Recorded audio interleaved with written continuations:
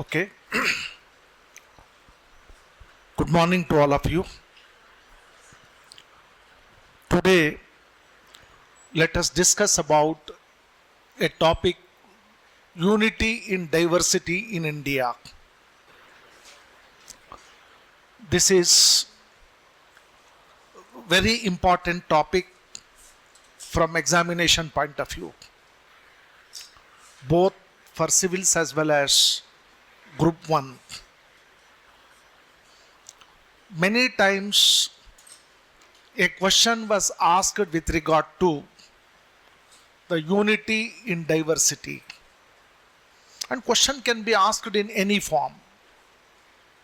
For example, Indian society is a highly diversified society. Still, it maintains unity in diversity. This is the statement. Discuss. Then you have to elaborate. And sometimes, what are the factors that contribute for Indian society to maintain the unity in diversity? Justify your answer or analyze your answer, discuss your answer. Like, questions can be asked in any form, but the content more or less remains same. And as far as this topic is concerned, first you have to discuss what are the diversities. నేను ఇంతకు ముందు క్లాస్లో already diversities ఏంటి అనేది నేను discuss చేశాను. I have discussed about racial diversity, religious diversity, linguistic diversity, right? Cultural diversity. So briefly you have to discuss how Indian society is a diversified society. Then later on, why there is a need of unity and how unity is maintained in Indian society. And what were the factors that contributed for the maintaining unity in diversity in India? All these factors you need to analyze. కాబట్టి ఇది చాలా చాలా important topic. మీరు previous year question papers కనుక చూస్తే చాలా సందర్భాలలో ఈ టాపిక్ పైన క్వశ్చన్ అడగడం జరిగింది. రాబోయే రోజులలో కూడా క్వశ్చన్స్ అడగడానికి అవకాశాలు ఉంటాయి. Then now let me discuss the most relevant points related to this topic. నేను ఇంతకుముందే చెప్పాను, మీరు ఎప్పుడు ఆన్సర్ రాసినా కూడా your introduction is very important. Then you have to enter into the analysis part.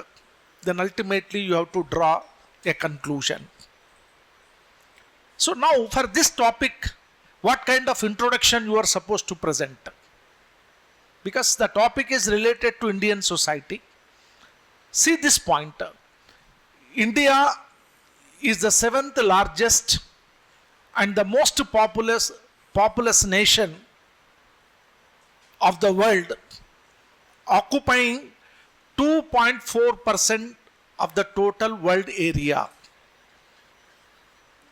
So in one single sentence you are stating that Indian society is one of the largest society in the world, both in terms of population and in terms of geographical area. భారతదేశం అనేటటువంటిది ప్రపంచంలో జనాభా రీత్యా కానీ భౌగోళిక విస్తీర్ణం రీత్యా కానీ అతిపెద్ద దేశము.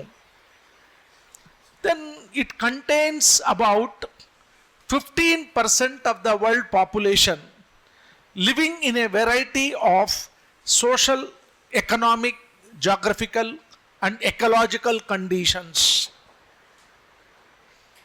అంటే ప్రపంచంలో ఉన్నటువంటి జనాభాలో దాదాపు 15% జనాభా, ఇప్పుడు 15% కంటే ఎక్కువనే జనాభా భారతదేశంలోని వివిధ రకాలైనటువంటి సామాజిక, ఆర్థిక, భౌగోళిక మరియు పర్యావరణ సంబంధమైనటువంటి పరిస్థితులలో నివసిస్తున్నారు.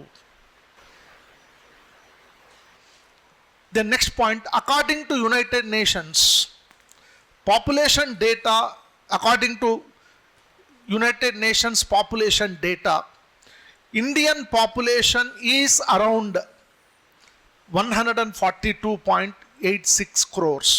Now it is beyond that. Now many reports says that Indian population has reached to around 144 crores. And by 2030, Indian population would become around 150 crores. So this is about the brief introduction about Indian society. Just these 3-4 sentences highlight what is Indian society. Then you can also say that it has a long history spanning over 5,000 years and more. If you look at the Indian history, the known history of Indian society is of more than 5,000 years. And it is said that 3,000 years before Christ and 2,000 years after Christ. Right? Prior to the Christ, 3,000 years.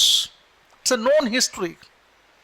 And now more than 2,000 years after Christ. అంటే ఇక్కడ point ఏంటంటే భారతదేశానికి 5,000 సంవత్సరాలకు పైగా ఒక సుదీర్ఘమైనటువంటి చరిత్ర అనేటువంటిది ఉంది. ఒక రికార్డెడ్ హిస్టరీ అనేటటువంటిది ఉంది. Then it has a cultural heritage handed down by the immigrant Aryans from across the Himalayas and the native Dravidians and the invading civilizations. This is the synthesis of Indian culture. అంటే ఇక్కడ point ఏంటంటే నేను last క్లాస్లో కూడా చెప్పాను, Indian society is not a homogeneous society. Right, I told you, Indian society is not a homogeneous society. భారతీయ సమాజము ఒక సజాతీయ సమాజం కాదు, ఇది ఒక సంశ్లిష్టమైనటువంటి విజాతీయ సమాజం. Why? Because Indian society has a rich cultural heritage, right, which has been handed over by different categories of people. Number one, the Dravidians. I told you in the last class, the Dravidians are considered as what? Native Indians. So Dravidian culture is different. But after Aryan invasion, Aryans have established a different kind of culture in India. That is why it is an admixture of Aryan civilization, Dravidian civilization, and also other civilizations. Like what I told you, Indian society has undergone Islamization, Christianization, right? That means different religious groups have also influenced the Indian culture. అంటే ఇక్కడ భారతీయ సంస్కృతి అనేటటువంటిది ఆర్యులు, ద్రావిడులు మరియు ఇతర నాగరికతలకు సంబంధించినటువంటి ప్రజల ద్వారా ఒక సాంస్కృతిక వారసత్వాన్ని పొందడం జరిగింది. ఇది brief introduction. Then another point, its social, economic and cultural diversities are also reflected in habitat conditions in rural, tribal, urban and semi-urban areas. అంటే మనము కాంటెంపరీ ఇండియన్ సొసైటీని గనక చూసినట్లయితే, అంటే సమకాలీన భారతీయ సమాజాన్ని గనక పరిశీలించినట్లయితే, ఈ సమకాలీన భారతీయ సమాజంలో మనకు గ్రామీణ సముదాయాలు, నగర సముదాయాలు, అదేవిధంగా గిరిజన సముదాయాలు అనేవి ప్రధానంగా కనబడతాయి. But my point, we have around 32% of urban population. Now it is estimated, I think by 2030, the urban population would become around 40%. Already we have around 35 to 36% urban population. And more than 60% rural population. Then around 8 to 9% tribal population. అంటే as I told you, Indian society constitute of rural population, urban population and tribal population. Because ultimately we can say that Indian society is a highly diversified society in every respect. అంటే సామాజికంగా కానీ, సాంస్కృతికంగా కానీ, ఆర్థికంగా కానీ, భౌగోళిక పరిస్థితుల పరంగా కానీ భారతీయ సమాజం అనేటటువంటిది ఒక సంశ్లిష్టమైనటువంటి సమాజము, ఒక వైధర్మ్యత. ఇక్కడ డైవర్సిటీని తెలుగులో ఏమంటారు? వైధర్మ్యత అని అంటారు. భారతీయ సమాజం అనేటువంటిది ఒక వైధర్మ్య సమాజము. ఇలాంటి పదజాలంతో మీరు ఒక brief introduction, 1 paragraph brief introduction you have to write. Then you have to write. Now ఇక్కడ question is what? Unity in diversity. నేను ఇంతకుముందే చెప్పాను. ఫస్ట్ బ్రీఫ్గా డైవర్సిటీస్ ఎలా ఉన్నాయి అనేది డిస్కస్ చేయాలి,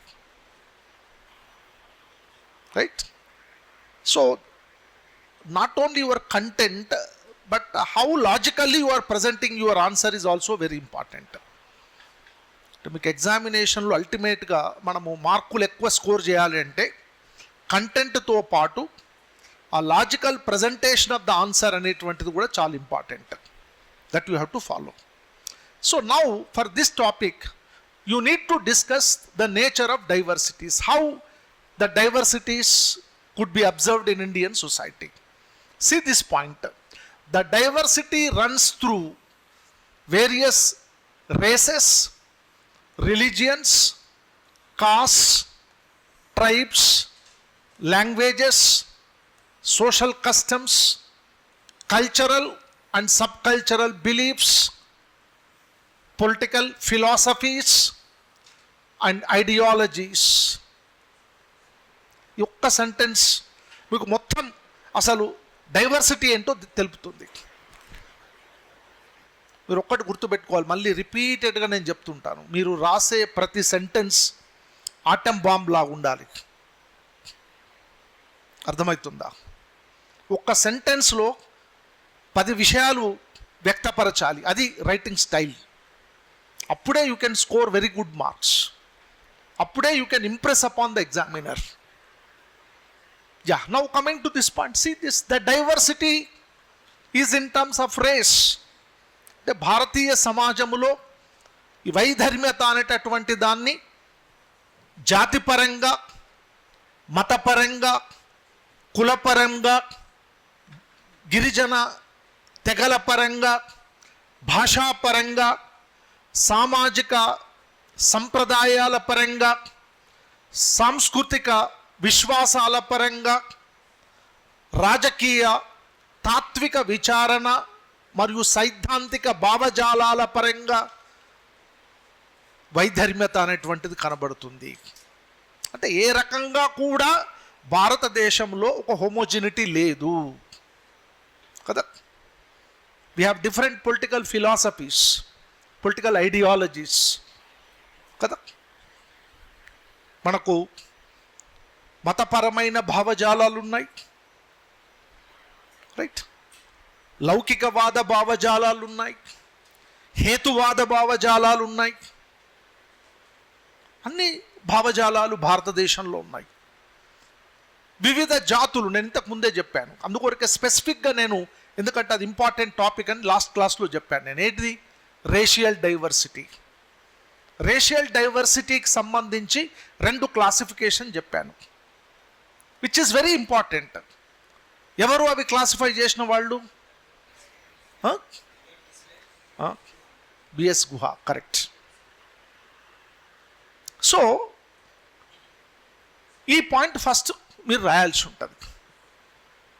then you can write 1-2 sentences with regard to each diversity. For example racial diversity గురించి చెప్దాం.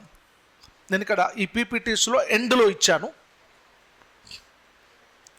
But racial diversity always you have to mention first, right? As far as the physical features are concerned, there are no uniform physical characteristics among Indian population. Right? There are no uniform physical characteristics among Indian population. భారతీయ సమాజంలో, భారతీయ జనాభాలో ఒకే విధమైనటువంటి శారీరక లక్షణాలు లేదా భౌతిక లక్షణాలు అనేటువంటివి లేవు. ఇది ఖచ్చితంగా చెప్పాల్సింది. ఎందువలనంటే ఇక్కడ ఒక పాయింట్ యాడ్ చేయాలి. హెర్బర్ట్ రిస్లే మరియు బిఎస్ గుహలో వర్గీకరణ ప్రకారం, right, Herbert Risley has classified the racial groups into how many? 6 or 7? 7 racial groups. B.S. Guha, 6 racial groups. Herbert Risley said there are no Negrito features. But B.S. Guha said there are Negrito features. And according to both, Indian population constitute of Australoid features, Caucasoid features, Mongoloid features and also Negrito features. ఇది ఒక sentence. మీరు మొత్తం classification రాయాల్సిన అక్కర్లేదు. But however, according to Herbert Risley, Indian population constitute of the 7 racial groups like, ఆ terminology రాయాలి. మీకు చెప్పాను నేను, Turko Iranian, Indo Aryan, Aryo Dravidian, right, Dravidian, Mongolo Dravidian, Aryo Dravidian, ఇలాంటి క్లాసిఫికేషన్ నేను చెప్పాను. నేను ఆ పాయింట్స్ రాయాలి. అంటే Indian population constitute of what? Aryan features, Dravidian features, Mongoloid features and also admixture of Aryo Dravidian features, Mongolo Dravidian features and Negrito features. ఇది ఈ point. అంటే భారతీయ జనాభాలో ఆర్య జాతి లక్షణాలు అంటే ఆస్ట్రలాయిడ్ ఫీచర్స్, ద్రవిడియన్ ఫీచర్స్, అదేవిధంగా మంగోలాయిడ్ లక్షణాలు, ఆర్యో ద్రవిడియన్ లక్షణాలు, మంగోలో ద్రవిడియన్ లక్షణాలు, నిగ్రిటో లక్షణాలు అనేవి ఉన్నాయి అని చెప్పవచ్చు. ఇది జాతిపరమైన డైవర్సిటీ. ఒక 2 లైన్లలో రాయొచ్చు ఈ పాయింట్ని. దెన్ నెక్స్ట్ లింగ్విస్టిక్ డైవర్సిటీ అని కూడా చెప్పాను నేను, లాంగ్వేజెస్. ఇక్కడ only 2 points are very important. According to many studies, right, there are around 1652 languages and dialects spoken by Indian population. One single sentence, right? భారతదేశంలో ప్రజలు దాదాపు 1652 భాషలు మాట్లాడుతున్నట్లుగా సామాజిక అధ్యయనాలు, భాషాపరమైన అధ్యయనాలు తెలుపుతున్నాయి. Of that, 22 languages have been included in the 8th schedule of the Constitution. భారత రాజ్యాంగంలోని 8వ షెడ్యూల్లో 22 భాషలని చేర్చడం జరిగింది. సెకండ్ పాయింట్ ఇది, రైట్? మూడవ పాయింట్, వివిధ సామాజిక అధ్యయనాల ప్రకారం భారతదేశంలో ప్రజలు మాట్లాడే భాషల్ని, the languages spoken by Indian population have been classified into five linguistic families. Number 1, Indo-Aryan language family. నేను చెప్పాను మీకు ఇంతకుముందు, ఇక్కడ అవన్నీ లేదు కానీ అంటే బ్రీఫ్గా అయితే వీటిని 3గా చెప్పొచ్చు. ఇండో-ఆరియన్, ద్రవిడియన్, యూరోపియన్, బ్రాడ్గా. అంటే majority people speak these languages. కానీ నేను మీకు స్పెసిఫిక్ క్లాసిఫికేషన్ లాస్ట్ క్లాస్లో చెప్పాను. నేను ఏమని చెప్పాను? ఇండో-ఆరియన్ లాంగ్వేజెస్, రెండవది Austric language family, third Dravidian family, fourth cyano Tibetan language family, fifth Indo European language family అని చెప్పాను. ఇది రాస్తే చాలా ఎఫెక్టివ్గా ఉంటుంది. అంటే మెజారిటీ ప్రజలు మాట్లాడేది ఇంతే, ఇండో ఆరియన్. మీకు చెప్పాను, Sanskrit, Hindi, Marathi, Bengali and other allied languages. అంటే mostly all north Indian languages comes under the category of Indo Aryan. Already నేను చెప్పాను ఇది.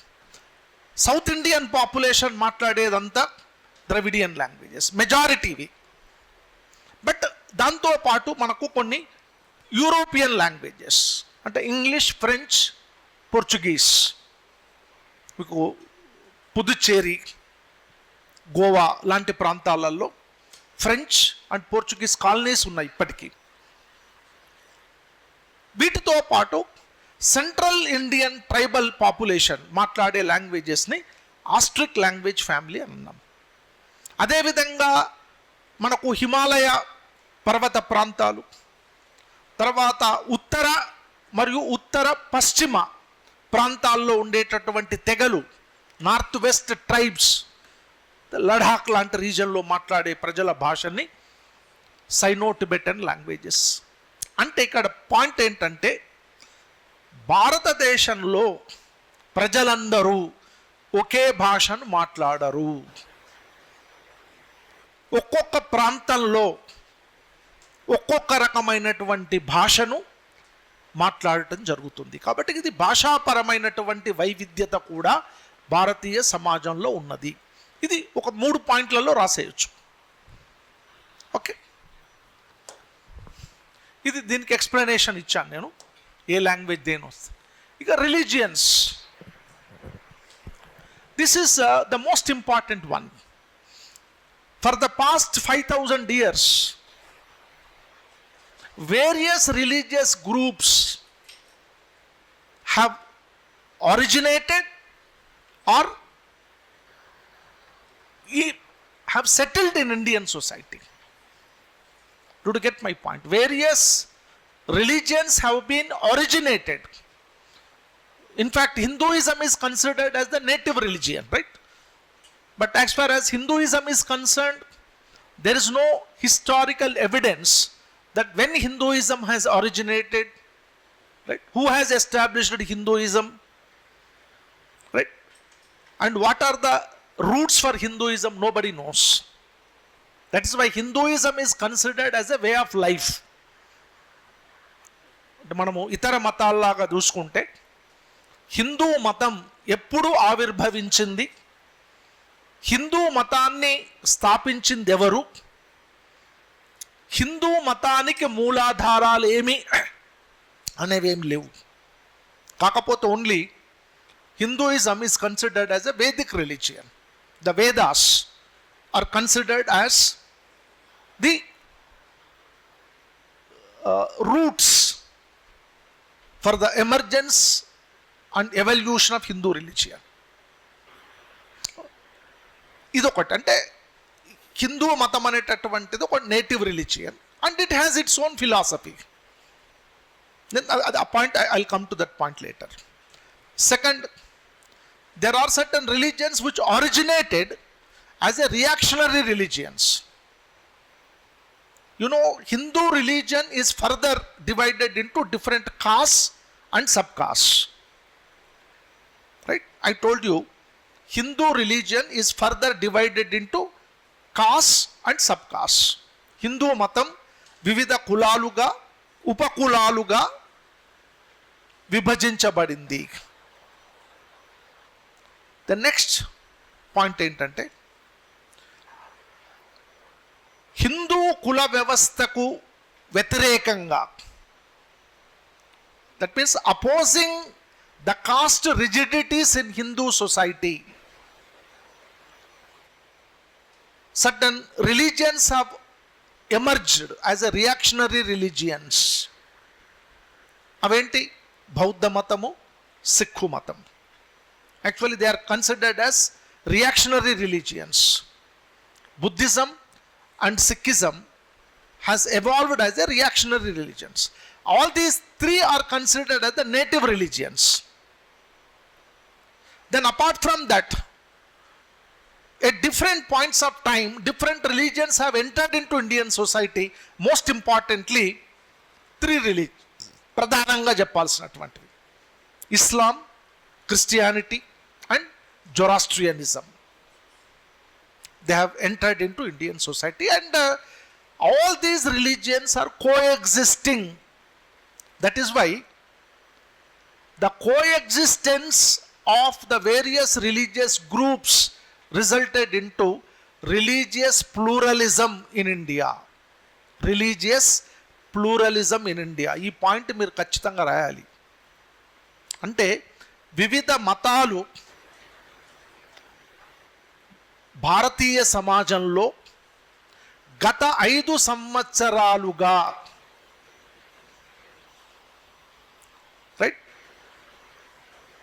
కొనసాగటం మూలంగా భారతీయ సమాజములో మతపరమైన బహుళత్వం అనేటువంటిది ఏర్పడింది. మతపరమైన బహుళత్వ భావజాలం, దాన్ని religious pluralism as an ideology. నేను ఇంతకుముందు సేలియంట్ ఫీచర్స్ ఆఫ్ ఇండియన్ సొసైటీలో చెప్పాను నేను ఈ point. What is that? Religious pluralism as an ideology అంటే మతపరమైన బహుళత్వ సైద్ధాంతిక భావజాలం. అంటే ఏంటి? If you look at Indian history, no religion was considered as a state religion. No religion. Even today, we don't have a state religion. అంటే ఏంటి? అధికారికంగా రాజ్యం చేత గుర్తింపబడిన, రైట్, రాజ్యం చేత ప్రాధాన్యతనివ్వబడేటటువంటి మతం భారతదేశంలో లేదు. అందుకొరకే secular ideology has existed in Indian society for the past thousands of years. ఇప్పుడు చాలామంది ఏమంటారంటే India is a secular society. India ఇవాళ సెక్యులరిజం కాదు. భారతదేశం కొన్ని వేల సంవత్సరాల నుంచే secular country. Is it true or not? Do agree with this? Indian society is not secular now. మనమందరం ఏమంటాము? ఇప్పుడు చాలామంది ఆర్గ్యుమెంట్ ఏంటంటే విత్ 42nd అమెండ్మెంట్ యాక్ట్ కదా సెక్యులర్ అనే టర్మ్ని ప్రియంబుల్ ఆఫ్ ద ఇండియన్ కాన్స్టిట్యూషన్లో ఇన్సర్ట్ చేయటం జరిగింది. Do know this? తెలుసు కదా మీకు? The term secularism was inserted into Indian constitution right through 42nd amendment act. But India was secular even prior to that also. If you look at the history, మనం ఒక 1000 సంవత్సరాల back పోతే అప్పుడు కూడా అన్ని మతాలు ఉన్నాయి. హిందూయిజం ఉన్నది, జైనిజం ఉంది, బుద్ధిజం ఉంది, క్రిస్టియానిటీ ఉంది, ఇస్లాం ఉంది. So then all of them they have lived together. But my point. So therefore ఇక్కడ పాయింట్ ఏంటంటే Hinduism, then Buddhism, Sikhism as a reactionary religions, and Islam, Christianity and Zoroastrianism as alien religions. Alien means they have come from other societies. All of them are coexisting. So ikkada brief ga you can write the statistical data also. ఇంతకు ముందు కూడా క్లాస్లో చెప్పాను నేను, last క్లాస్లో. According to 2011 census report, Hindu population is around 79.8%. Muslim population is around 14.23%. Christian population is around 2.30%. Then Buddhism 0.7%. Jainism is 0.48%. And others are around 0.3%. Brief ga oka one sentence you can write that this shows the religious diversity. And here religious diversity is not only in terms of numbers, it is also in terms of their philosophy. నేను బ్రీఫ్గా చెప్పాను ఇక్కడ. Do get my point? ఇక్కడ point మీరు అర్థం చేసుకోవాల్సింది ఏంటంటే, religious diversity is not just in terms of numbers, అంటే జనాభా సంఖ్యాపరంగానే కాకుండా మతపరమైన తాత్విక విచారణ,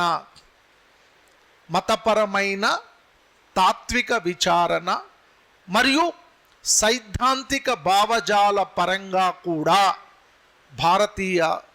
భారతదేశంలో మతపరమైన వైవిధ్యత కనబడుతుంది.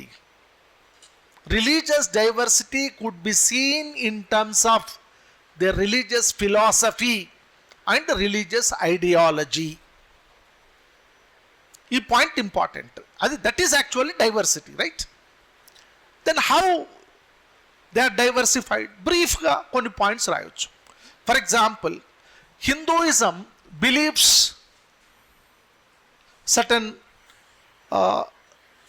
principles like concept of dharma, concept of karma, concept of rebirth, varna system, right?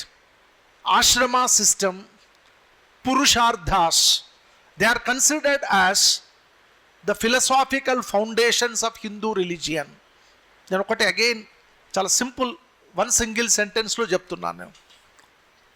If you want you please make note of it. The philosophical foundations of Hindu religion are what? Simply concept of dharma, karma, rebirth,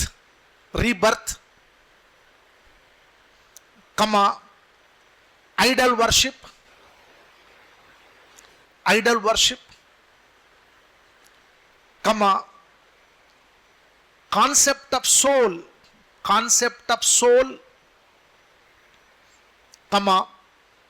varna system, ashrama system, purusharthas.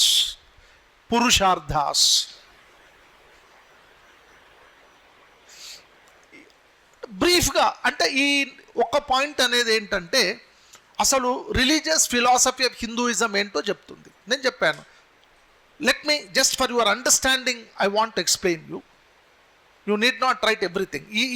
ఇప్పుడు నేను చెప్పిన ఒక sentence రాస్తే సరిపోతుంది. ఏంటి? Concept of dharma. Hinduism believes in what? A righteous way of life. Dharma means what?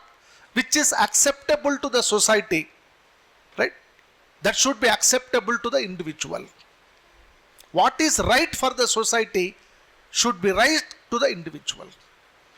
సమాజానికి ఏది సమ్మతం అవుతుందో అది ఒక వ్యక్తికి కూడా సమ్మతం కావాలి. అంటే ఒక వ్యక్తిపరమైనటువంటి ఆలోచనల్ని సామాజిక ఆలోచనలకు సబార్డినేట్గా ఉంచాలి. దాన్నే కాన్సెప్ట్ ఆఫ్ ధర్మ అంటారు. అంటే ధర్మ is nothing but ethical way of life, ఒక నైతిక జీవనాన్ని గడపటం. దెన్ కాన్సెప్ట్ ఆఫ్ కర్మ. వాట్ కాన్సెప్ట్ ఆఫ్ కర్మ says? Everything is determined by our past deeds. అంటే గతంలో మనం చేసినటువంటి పాపపుణ్యాలను బట్టి ప్రస్తుతం అనేటటువంటిది నిర్ధారితం అవుతుంది అనేది ఒక విశ్వాసం. అది దానికి సైంటిఫిక్ ఎవిడెన్స్ అనేది ఏం లేదు, ఇది ఒక నమ్మకం. అది అంటే ఎవ్రీథింగ్ ఈజ్ ప్రీ డిటర్మైన్డ్. దీంట్లో రెండు ఉన్నాయి, ఒకటి పాజిటివ్ ఉంది, ఒకటి నెగటివ్ కూడా ఉంది. అట్లీస్ట్ నేను ఒక సోషియాలజిస్ట్గా అనేది. పాజిటివ్ ఏంటి? What you do now, right, you will be benefited in future. అంటే గతం ఏం జరిగిందో మనకు తెలియదు, కానీ వర్తమానంలో మనం చేసే పనిని బట్టి మన భవిష్యత్ అనేటువంటిది ఉంటుంది. అంటే it is nothing but one should work hard, one should work sincerely, so that you will get benefit. Negative aspect ఏంటి? గతంలో మనం చేసినటువంటి పాపపుణ్యాలను బట్టి ఇప్పుడు వర్తమానం అనేది డిసైడ్ అవుతుంది. అంటే ఏంటి? మీరు ఐఏఎస్ ఐఏఎస్ ఉన్నదా లేదా అనేది ఆల్రెడీ డిసైడెడ్, అంతే కదా. అయ్యేది ఉంటే ఖచ్చితంగా అవుతారు, అయ్యేది లేకపోతే ఎంత కష్టపడ్డా కారు. ఇది నేను నమ్మను, నా పర్సనల్. అది this my as a sociologist my personal. Means what? How we can say that past deed, who knows? అసలు గత జన్మంలో ఏముండనో మనకేం తెలుసు కదా. Past is always relevant. Always I believe that what you do at present is relevant. అందుకొరకే మీరు భగవద్గీతను చదివితే ఈ రెండు అర్థాలు ఉంటాయి, కానీ పాజిటివ్ అర్థం అనేది చాలా ఇంపార్టెంట్. ఇప్పుడు రేపు మీరు ఐఏఎస్ కావాలంటే 2027లోనో 28లోనో మీరు ఐఏఎస్ కావడం అనేది దేని మీద ఆధారపడి ఉంటుంది? 26లో మీరు ఎంత కష్టపడుతున్నారు అనే దాన్ని బట్టి ఉంటుంది, అంతే కదా. It is scientific, right?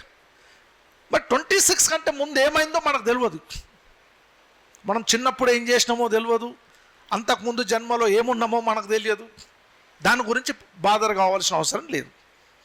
ఇది కర్మ ఫిలాసఫీ, అది అంతే. సో కర్మ philosophy says that everything is determined by our past deeds.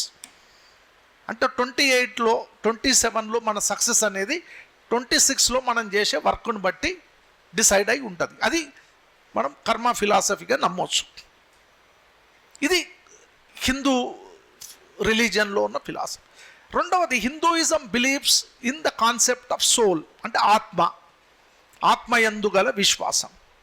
Once the soul leaves this body, so this body is nothing, human body is nothing, your soul is more important. Soul is immortal. Soul is immortal అంటే ఆత్మకు మరణం లేదు. Then what will happen to the soul? Soul will take another birth. అంటే Hinduism believes in the concept of rebirth. ఇది ఫిలాసఫీలో భాగం. అంటే ఇవన్నీ మనం ఏంటంటే, ఒకటి మనము నమ్ముతామా నమ్మమా అనవసరం. ఎగ్జామినేషన్లో ఆ పాయింట్ రాయడము, మనకు మార్కులు రావడం ఇంపార్టెంట్. నేను కాంపిటేటివ్ ఎగ్జామ్స్కి అదే చెప్తాను నేను. అర్థమైందా? ఆ ఫిలాసఫీ మనము నమ్ముతామా నమ్మమా, కరెక్టా కాదా అనవసరం. ఎగ్జామినర్ చూసేదేంటి? Hindu religious philosophy constitute of concept of what? Karma, concept of dharma, concept of rebirth, concept of soul, then varna system, ashrama system, then purusharthas. This single sentence is enough. Got my point? కాబట్టి హిందూ మతాన్ని 4 వర్ణాలుగా విభజితమైంది according to Vedas. Rigveda said Hindu religion or Hindu population were divided into 4 varnas: Brahmana, Kshatriya, Vaishya, Shudra. Then ashrama system. Hindu way of life constitute of 4 stages. What ne? Brahmacharya ashrama, Gurhastha ashrama, Vanaprastha ashrama, Sannyasa ashrama. Ivi 4 stages. Idi Hindu philosophy lo bhagam. Chivaradi Purusharthas. Every individual, those who is a Hindu, they have to perform 4 duties. 4 విధులు నిర్వర్తించాలి. ధర్మ, అర్థ, కామ, మోక్ష. ఇది 4. ధర్మ, అర్థ, కామ, మోక్ష. ఇది Hindu philosophy. అంటే ఒక సెంటెన్స్లో వాట్ ఈజ్ హిందూ ఫిలాసఫీ అని చెప్తాం మనం. Similarly other religions, for example if you take Islam, right? Islam is a monotheistic religion. First point, monotheistic. Hinduism is what? Polytheistic. Polytheistic అంటే బహుదేవతారాధన. హిందువులు కోట్ల దేవతలు ఉన్నారని నమ్ముతారు. ఉన్నారో లేదో మనకు తెలియదు. ముస్లింలు కేవలము ఒకే దేవుడు. And they number one monotheistic religion, number one, first point. Second, Islam believes that Allah is the supreme God and only God on the earth. That is called belief in Allah అంటారు. ఇది ప్రతి ముస్లిం they have to believe in Allah who is the supreme God. అంటే అల్లా అత్యున్నత శక్తివంతమైనటువంటి దైవం అని విశ్వసించాలి. Second, Quran is considered as a sacred text. Quran అనేటువంటిది ఒక పవిత్ర మత గ్రంథంగా భావిస్తారు. Then third, prophet Muhammad. Muhammad ప్రవక్త భగవంతుని యొక్క representative, messenger of the God అని విశ్వసించాలి. ఇది ఫస్ట్ థింగ్. నెక్స్ట్ ఏంటంటే the whole Islam is based on 5 principles. 5 principles ఒకటే సెంటెన్స్లో రాయొచ్చు. Islamic philosophy constitute of 5 principles. They are called 5 pillars of Islam. Number 1, belief in Allah. Number 2, 5 times prayer a day. That is called namaz. 5 times prayer a day. Third, zakat. Whatever they earn, they have to share some portion of their property to the poor, needy people. Zakat. Dana dharmalu cheyatam. Third, fasting. అంటే ఉపవాసాలు ఉండడం. Especially in the month of Ramzan, every Muslim must be on fasting, especially in the month of Ramzan, holy month Ramzan. Fourth, Hajj అంటే పవిత్ర యాత్రలకు వెళ్ళడం, హజ్. అంటే ఆర్థిక స్తోమత ఉన్నటువంటి ప్రతి ముస్లిం తమ జీవిత కాలములో కనీసం ఒక్కసారైనా ఏంటి, హజ్ యాత్ర చేయవాలి, అంటే మక్కాను సందర్శించవాలి. ఇది 5 ప్రిన్సిపల్స్. మళ్ళీ రిపీట్ చేస్తున్నా. Belief in Allah, namaz, zakat, fasting and Haj.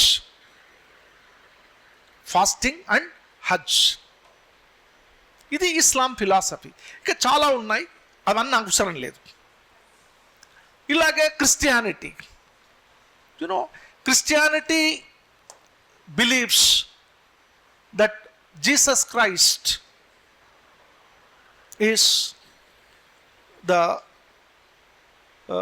He's a representative of the God. The Christ himself is not God,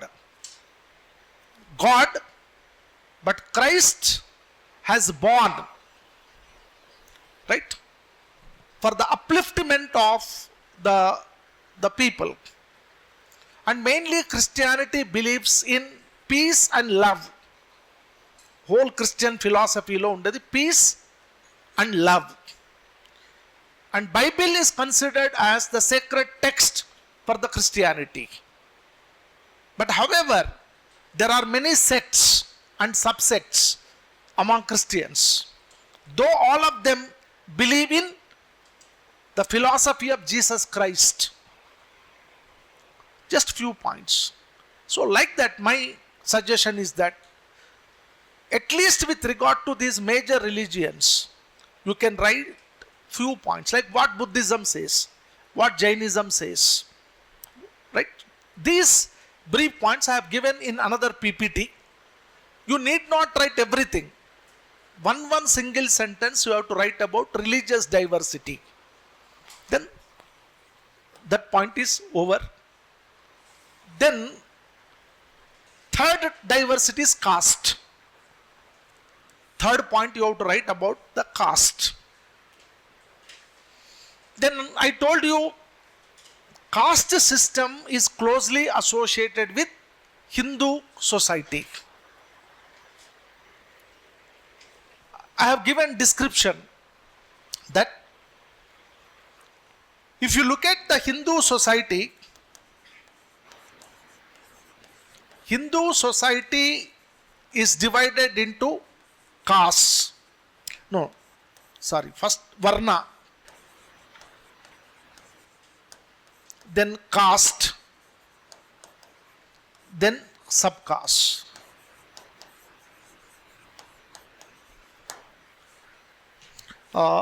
Actually, it is said there are around 6, not 3.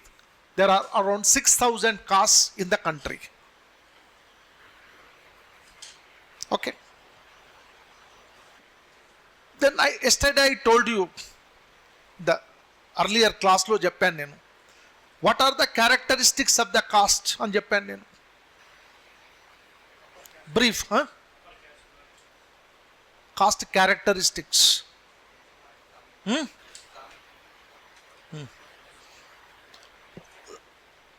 The unique characteristics of the caste system I told you. Huh? So?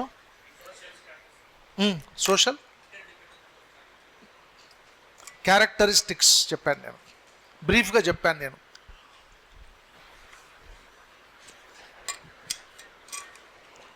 Yeah, again I'll repeat. టెక్నికల్గా మీరు ఏం point రాయాల్సి అంటే, first thing, Hindu society is divided into 4 varnas: Brahmana, Kshatriya, Vaishya, Shudra. And these 4 varnas are further divided into almost around 6,000 castes and subcastes. కులాలు మరియు ఉపకులాలుగా విభజితమయ్యాయి.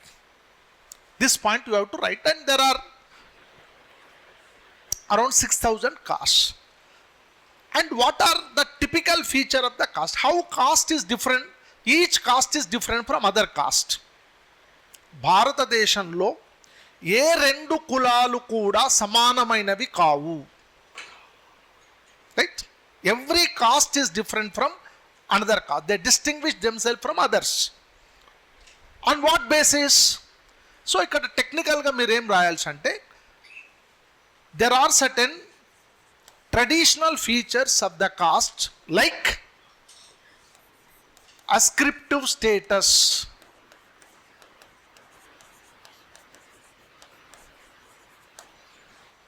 hierarchy,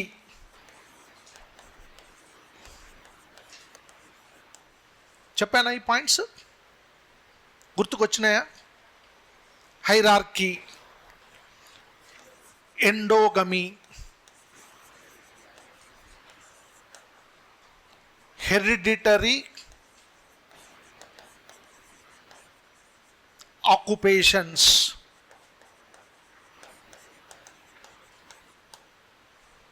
commensal restrictions,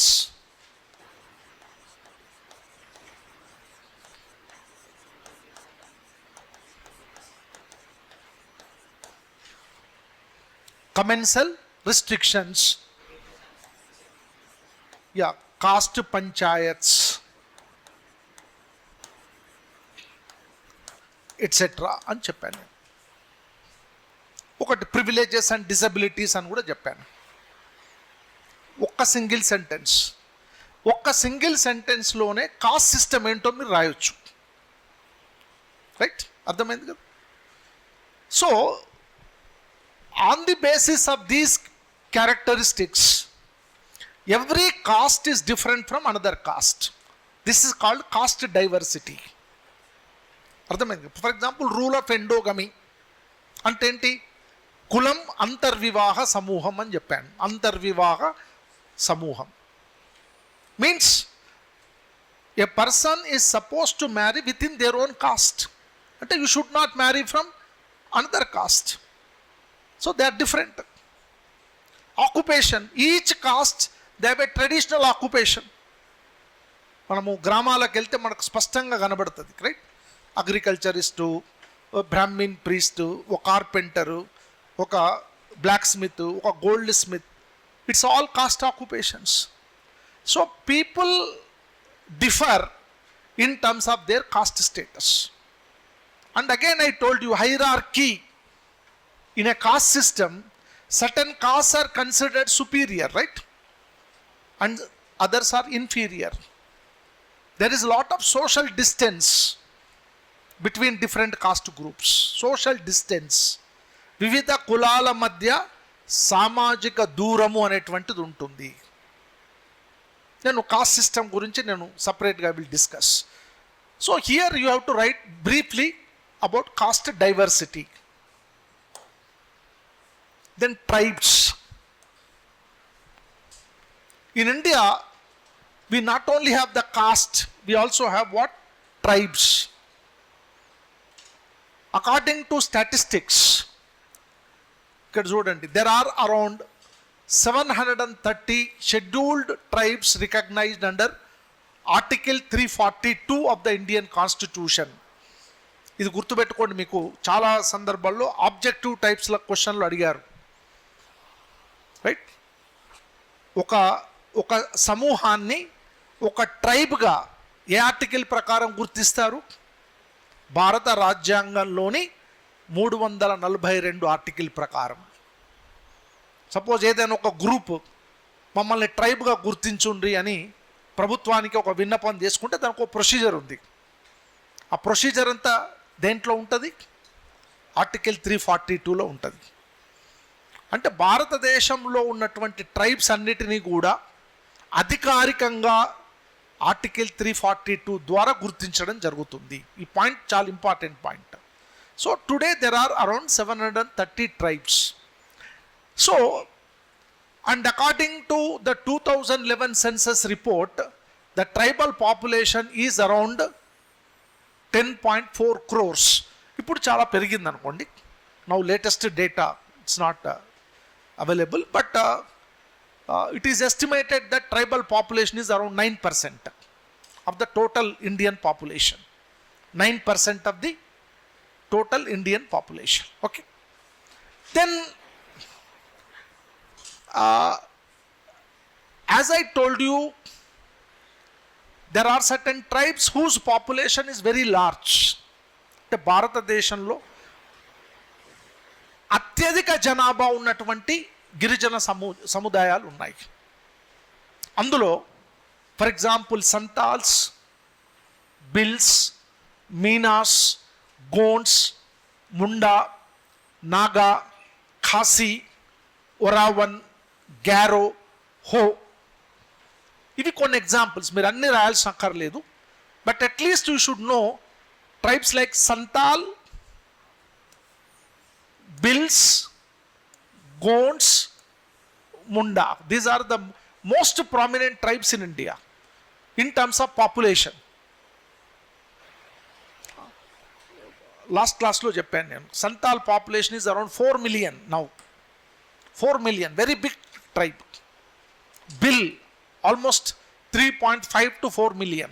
నేను tribes మీద separate క్లాస్లో ఆ statistical data I will provide you, right? So like that there are certain tribes whose population is very huge. అంటే చాలా అత్యధిక జనాభా ఉన్నటువంటి గిరిజన సముదాయాలు ఉన్నాయి. అదేవిధంగా చాలా తక్కువ జనాభా ఉన్నటువంటి గిరిజన సముదాయాలు కూడా ఉన్నాయి. నేను ఇంతకుముందు చెప్పాను నేను. ఫర్ ఎగ్జాంపుల్ అండమానీస్,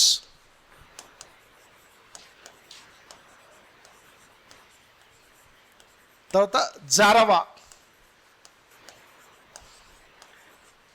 ప్రధానంగా ఇవి రెండు చాలా ఇంపార్టెంట్ ట్రైబ్స్. వీటితో పాటు మిగతా చిన్న చిన్న తెగలు కూడా ఉన్నాయి. ఇప్పుడు అకార్డింగ్ టు స్టాటిస్టిక్స్ వీళ్ళ జనాభా లెస్ దాన్ 20. ఇప్పుడు అండమానీస్ జనాభా 19 అని లెక్క పెట్టారు. జారవా కూడా ఒక 16-17 ఉన్నారు వాళ్ళు. అంటే ఈ 20 మంది చనిపోయినారు అనుకోండి, ఆ ట్రైబ్ డిజపియర్ అయిపోతుంది. That mean the tribes which are in the process of extinction in India. ఇంతకుముందు ఒకసారి ఆబ్జెక్టివ్ టైప్ ఒక ఎగ్జామ్లో అడిగారు, which of the following tribes in India are in the process of extinction, అంటే అంతరించిపోయేటటువంటి దశలో ఉన్న గిరిజన సమూహాలు ఈ క్రింది వాటిలో ఏవి అని క్వశ్చన్ అడిగారు. ఏవి? Andamanese and జారవా. వీటితో పాటు సెంటినెలసిస్, నికోబారీస్, షాంపియన్ అని ఒక తెగ ఉంది, షాంపియన్ అని. వాళ్ళు ఎక్కువ నికోబార్ ఐలాండ్లో ఉంటారు, షాంపియన్. సో ఇది గిరిజనత.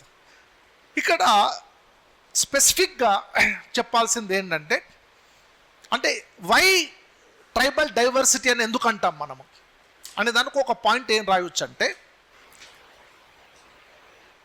as far as a tribe in India is concerned, number one, each tribe is restricted to one particular geographical area.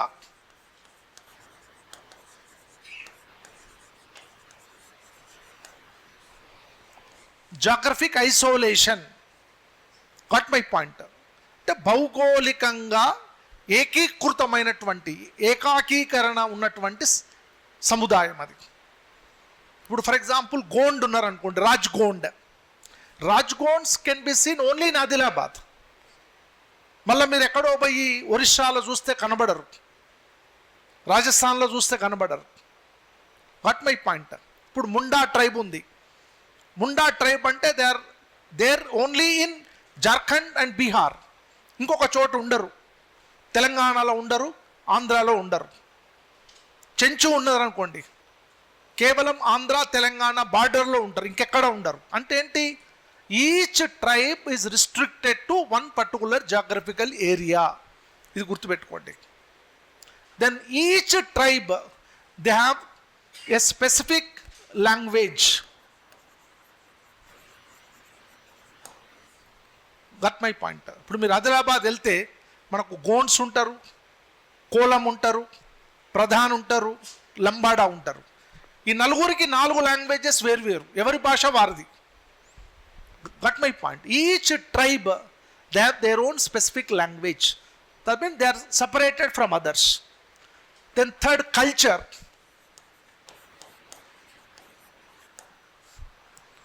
Each tribe they have their own specific culture. Right? ఒక తెగ culture ఇంకో తెగ culture same ఉండదు, they are different. Right? So, and mainly we can mention this geographical area, language and culture, and every tribe they have their own traditional law and justice. They have their own law and justice. వాళ్ళ గిరిజన చట్టం, గిరిజన న్యాయం అనేది ఒక్కొక్క గిరిజన సమూహానికి ఒక్కొక్క రకంగా ఉంటుంది. ఇది diversity, tribal diversity. And I told you that mostly the tribals are there in almost every state. ఇక్కడ పంజాబ్, హర్యానా, ఢిల్లీ ఇవి తప్ప దాదాపు మిగతా అన్ని రాష్ట్రాలలో ట్రైబల్ కమ్యూనిటీస్ అనేటువంటి వాళ్ళు ఉన్నారు. But mostly tribals are concentrated in middle India, like Madhya Pradesh, Jharkhand, Chhattisgarh, Orissa, Maharashtra. These are the states, even Telangana. These are the states where large number of tribals are living. These points you have to write. Then already నేను race గురించి చెప్పాను, నేను మొదట్లోనే చెప్పాను. According to B.S. Guha, there are 6 racial groups like Negrito, Proto-Australoid, Mongoloid, Mediterranean or Dravidian, Brachycephals and Nordic Aryans. Beginning లోనే చెప్పాను నేను. ఇది డైవర్సిటీ. ఇప్పుడు ఇదంతా మీరు ఒక పేజీలో రాయాల, 1 పేజ్, రైట్? ఎందుకంటే మీకు ఎగ్జామ్లో 10 పేజీలు రాసేంత టైం ఉండదు, మ్యాక్సిమం 2 పేజీలే. గ్రూప్ 1 అయితే 3 పేజీలు. సో ఇది ది డైవర్సిటీ. ఇదంతా రేషియల్ గ్రూప్స్ గురించి ఇచ్చాను. Now we are coming to what is meant by unity in diversity.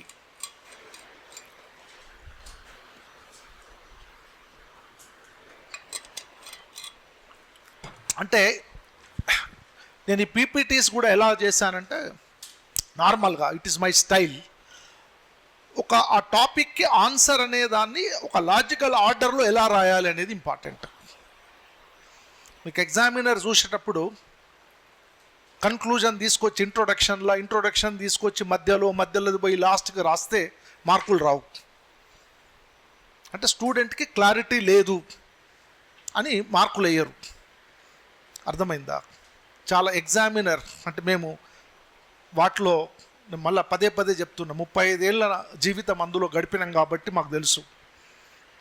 ముఖ్యంగా కాంపిటిటివ్ అకాడమిక్ ఎగ్జామ్ వేరు. మీకు అకాడమిక్ ఎగ్జామ్లో 80% 90% వస్తాయి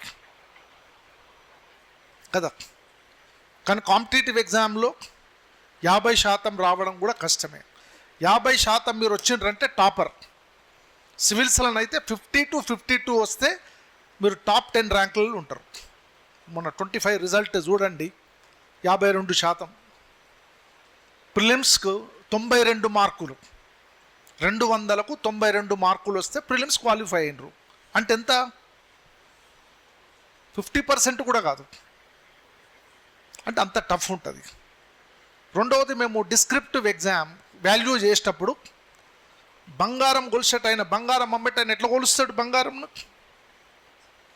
కాట ఇటు కూడా జరగదు. అంతకంటే ఎక్కువ టఫ్గా కొలుస్తాం మేము తూకం వేసేటోళ్ళం మేము.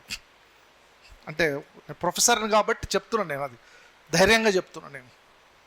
ఒక క్వశ్చన్ పేపర్ ఎవాల్యుయేట్ చెప్పడానికి ఒక ట్రూ ప్రొఫెసర్ పర్ఫెక్ట్గా ఎవాల్యుయేట్ చేయాలి. అంటే ఏంటి? ఒక బంగారాన్ని తూకం వేసినట్టు మీ ఆన్సర్ని ఎవాల్యుయేట్ చేయాలి. చేసి ఎన్ని మార్కులు, అవుట్ ఆఫ్ 10 మీకు ఎన్ని ఇవ్వాలి?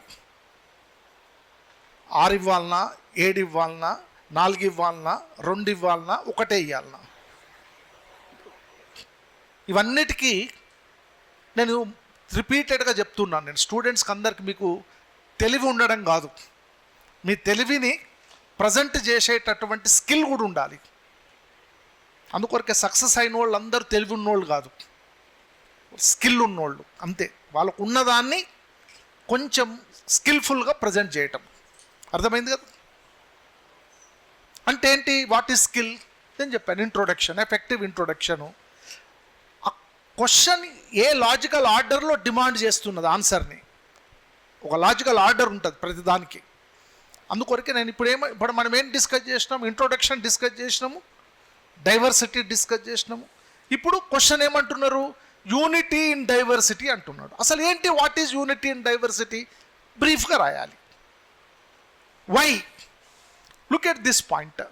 Unity in diversity means maintaining oneness and solidarity despite differences in religion, language, culture, caste, region and lifestyle. ఇది యూనిటీ ఇన్ డైవర్సిటీ. ఈ పాయింట్ రాయాలి first.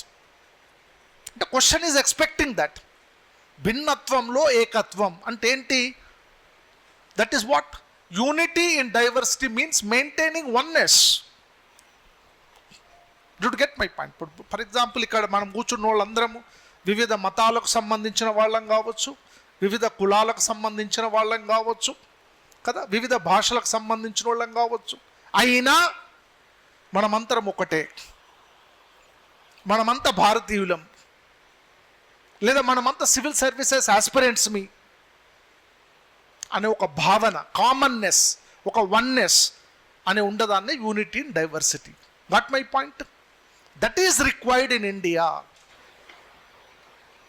Right? That is required. Today India can prosper when we have that oneness, solidarity despite the differences in religion, race, language.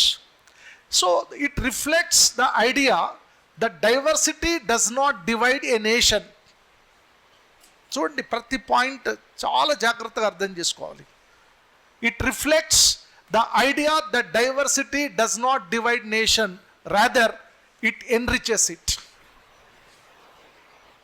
అర్థమైందా? అంటే ఏంటి?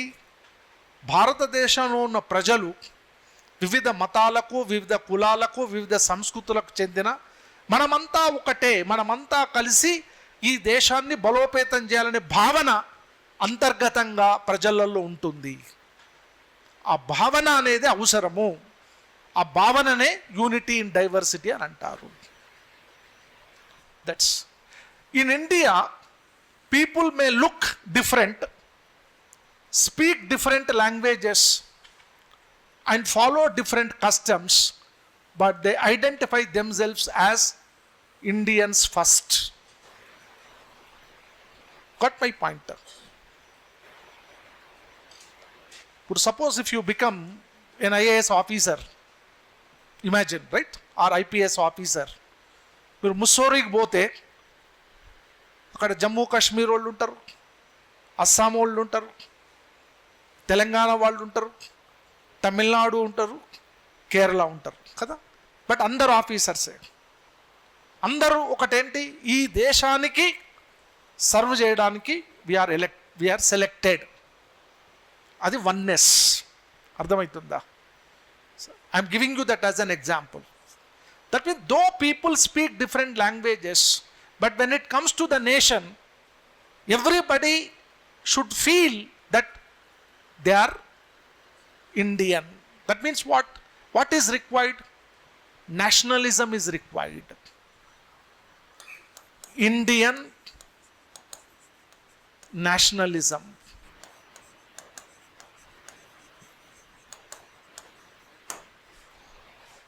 The Indian nationalism, that spirit actually bring the people together, that create a kind of bondage, that is called unity in diversity. Then we can write another point that this concept is deeply rooted in India's civilization and cultural traditions. This concept is not new. It was there. It is deep rooted in India's civilization. అర్థమైందా? నేను ఇంతకుముందు చెప్పాను, మీరు Indian విలేజెస్కి పోతే మన MN Srinivas అంటాడు, Indian village is a symbolism for unity in diversity in India. Symbolism. మీరు ఎంతమంది గ్రామాల్లోకి వెళ్ళి వచ్చినారో నాకు తెలియదు. మీరు గ్రామాలకు పోతే ఏ కులమోళ్ళైనా కానీ ఏమని పిలుచుకుంటారు వాళ్ళు? అన్న, తమ్ముడు, అక్క, బావ, మామ, అంతే కదా. ఇప్పుడు నేను ఊరికి పోయినాను అనుకోండి, I may be professor here, right. ఇంటికి పోగానే మా ఇంట్లో మామ ఉన్నాడా అని వస్తారు. మా ఇంట్లో అర్థం కాదు ఎవరు అసలు, ఈ మామ ఎవరు, ఈ వచ్చిన అల్లుడు ఎవరు, relationship. That means though people belong to different costs, they think that all of them are one. People identify with a village, identified with Telangana region, identified with Andhra, identified with India. These are the broad identities which we have, and that create a kind of bondage. That is called unity in diversity. That is part of it, is deep rooted in our civilization. Then it shows that differences are natural, but unity is a conscious choice. Again, difference is natural. మీరు జమ్మూ కాశ్మీర్ వెళ్ళండి, వాళ్ళు ఎట్లుంటారు? ఫిజికల్గా డిఫరెంట్గా ఉంటారు కదా. మనం south Indian పోయినాం అనుకోండి, ఫిజికల్గా చాలా డిఫరెన్స్ ఉంటుంది. నార్త్ ఈస్ట్ నుంచి వచ్చిండ్రు అనుకోండి, వాళ్ళు డిఫరెంట్గా ఉంటారు. This is physical difference, but mentally we are all together. We are all Indians. and that kind of consciousness. Here, consciousness is our choice. We feel that we are Indians. Then India proves that diversity can exist without conflict when there is mutual respect and constitutional values. Again, my dear students, I am telling you, try to observe the terminology. Do you think that there is no conflict in the society? Conflict లేదా సమాజంలో ఉంది, right? Communal conflicts ఉన్నాయి, racial conflicts ఉన్నాయి, ethnic conflicts ఉన్నాయి, linguistic conflicts ఉన్నాయి, right? ఉన్నాయి కదా. అంటే ఇక్కడ పాయింట్ చూడండి, India proves that diversity can exist without conflict when there is mutual respect and constitutional values. అంటే సమాజంలో పౌరులందరిలో పరస్పర గౌరవ భావం ఉన్నప్పుడు, ముఖ్యంగా constitutional values. Which are the constitutional values? మనం దాన్ని కాన్స్టిట్యూషనల్ మొరాలిటీ అంటాం. That is called equality, liberty, fraternity, right? Social justice, all these are called constitutional values. So because of these constitutional values, we try to respect each other. Okay, for example, take Tamil Nadu. When Mr. Stalin was chief minister, he said, no, we don't want Hindi. He differed. But he claimed that, yes, I am Indian. Got my point? So, they have their own claims, but ultimately they feel that they are Indians. So, this concept bring the people together. That is called unity in diversity. ఏంటి అసలు అంటే ఇది మీకు అర్థం, ఇదంతా రాయడానికి కాదు, but ఈ పాయింట్స్ చాలా ఇంపార్టెంట్. అంటే what is meant by unity in diversity? ఇక్కడ అసలు యూనిటీ అండ్ డైవర్సిటీ అని దేన్ని అంటారు, టెక్నికల్గా దేన్ని అంటారు అనే దానికి అర్థం చేసుకోవడానికి నేను ఈ పాయింట్స్ ఇచ్చాను. Unity in diversity generally denotes what? Acceptance of differences. Acceptance of differences ఏంటి? People respect each others beliefs, customs and traditions without forcing uniformity. Right? అంటే unity in diversity is possible when people have these qualities, right? What is that? Acceptance of differences, respecting each other. మనం ఏ religion అయినా ఇంకో రిలీజన్ను respect చేయటం, మనం ఏ భాష మాట్లాడినా ఇంకో భాషను గౌరవించడం. That is called acceptance of differences. Then common national identity. Despite regional identities, the feeling of being Indian remains strong. మనం ఏ మతము, ఏం కులము, ఏ భాష ఏదన్నా కానీ ultimately we are all Indians. That create unity in diversity. Then shared democratic values. ఇంతకుముందే చెప్పాను. In fact, we have a robust constitution. ఇవాళ our life is guided by what? Indian constitution. That is ultimate. To which religion we belong to which caste we belong to which region we belong to, it's not a matter. What is ultimate for us? Constitution is ultimate. Our life is guided by Indian constitution. So those constitutional values are very important. If every citizen follow these constitutional values or democratic values, then unity and diversity is possible. They are called, I told you, equality, liberty, justice and fraternity bind citizens together. Then cultural integration. Different traditions blend and influence each other over time. Different traditions blend, influence each other over time. The cultural integration. People may have different culture, but when they come together, right, that cultural integration takes place. For example, in India, ఒక చిన్న example చెప్తాను నేను. మనకు ఆంధ్ర తెలంగాణలో మీ జనరేషన్కు తెలుసో లేదో కానీ పీర్ల పండగ అనేవాళ్ళు. పీర్ల పండగ ఐడియా ఉంది ఎవరికైనా? ఎవరు చేసేవాళ్ళు పీర్ల పండగ? హిందువులే చేసేవాళ్ళు ముస్లింలతో పాటు. ఇప్పుడు కొంచెం అది రాజకీయాలు వచ్చి డివైడ్ అయిపోయింది. ఒకప్పుడు గ్రామాలలో రైట్ ముస్లింల పండగ అయినా దాన్ని చేసే వాళ్ళంతా హిందువులే మెజారిటీ పార్టిసిపేట్ చేసేవాళ్ళు. అర్థమైందా? మనకు దర్గాలు ఉన్నాయి కదా, there are many dargahs, right? Who goes to those dargahs? దర్గాలు ఉన్నాయి కదా, ఇప్పుడు అజ్మీర్ దర్గా, నెల్లూరు దర్గా ఇప్పుడు ఇక్కడ జహంగీర్ పీర్ దర్గా అని హైదరాబాద్ అవుట్స్కట్స్లో ఉంటుంది. ఎవరు పోతారు దర్గాలకు? ముస్లిమ్సే అని మీరు అనుకుంటారు. కాదు, అందరు పోతారు, హిందువులు కూడా పోతారు. హిందువులే ఎక్కువ పోతారు ముస్లింల కంటే. కానీ ఇప్పుడు మనం అనుకుంటున్నాం అది. Did you get my point? So like that, there are many churches. Most of the time we think that only Christians will go to church. చాలా మంది హిందువులు కూడా పోతారు చర్చ్కి అని. వాళ్ళు క్రైస్తవులు కావాల్సిన అవసరం లేదు. ఇప్పుడు ఫర్ ఎగ్జాంపుల్ మీరు మెదక్ చర్చ్ ఉంది, చూసినారు ఎవరన్నా మెదక్ చర్చ్? అక్కడ హిందువులు పోతారు, క్రైస్తవులు కూడా పోతారు.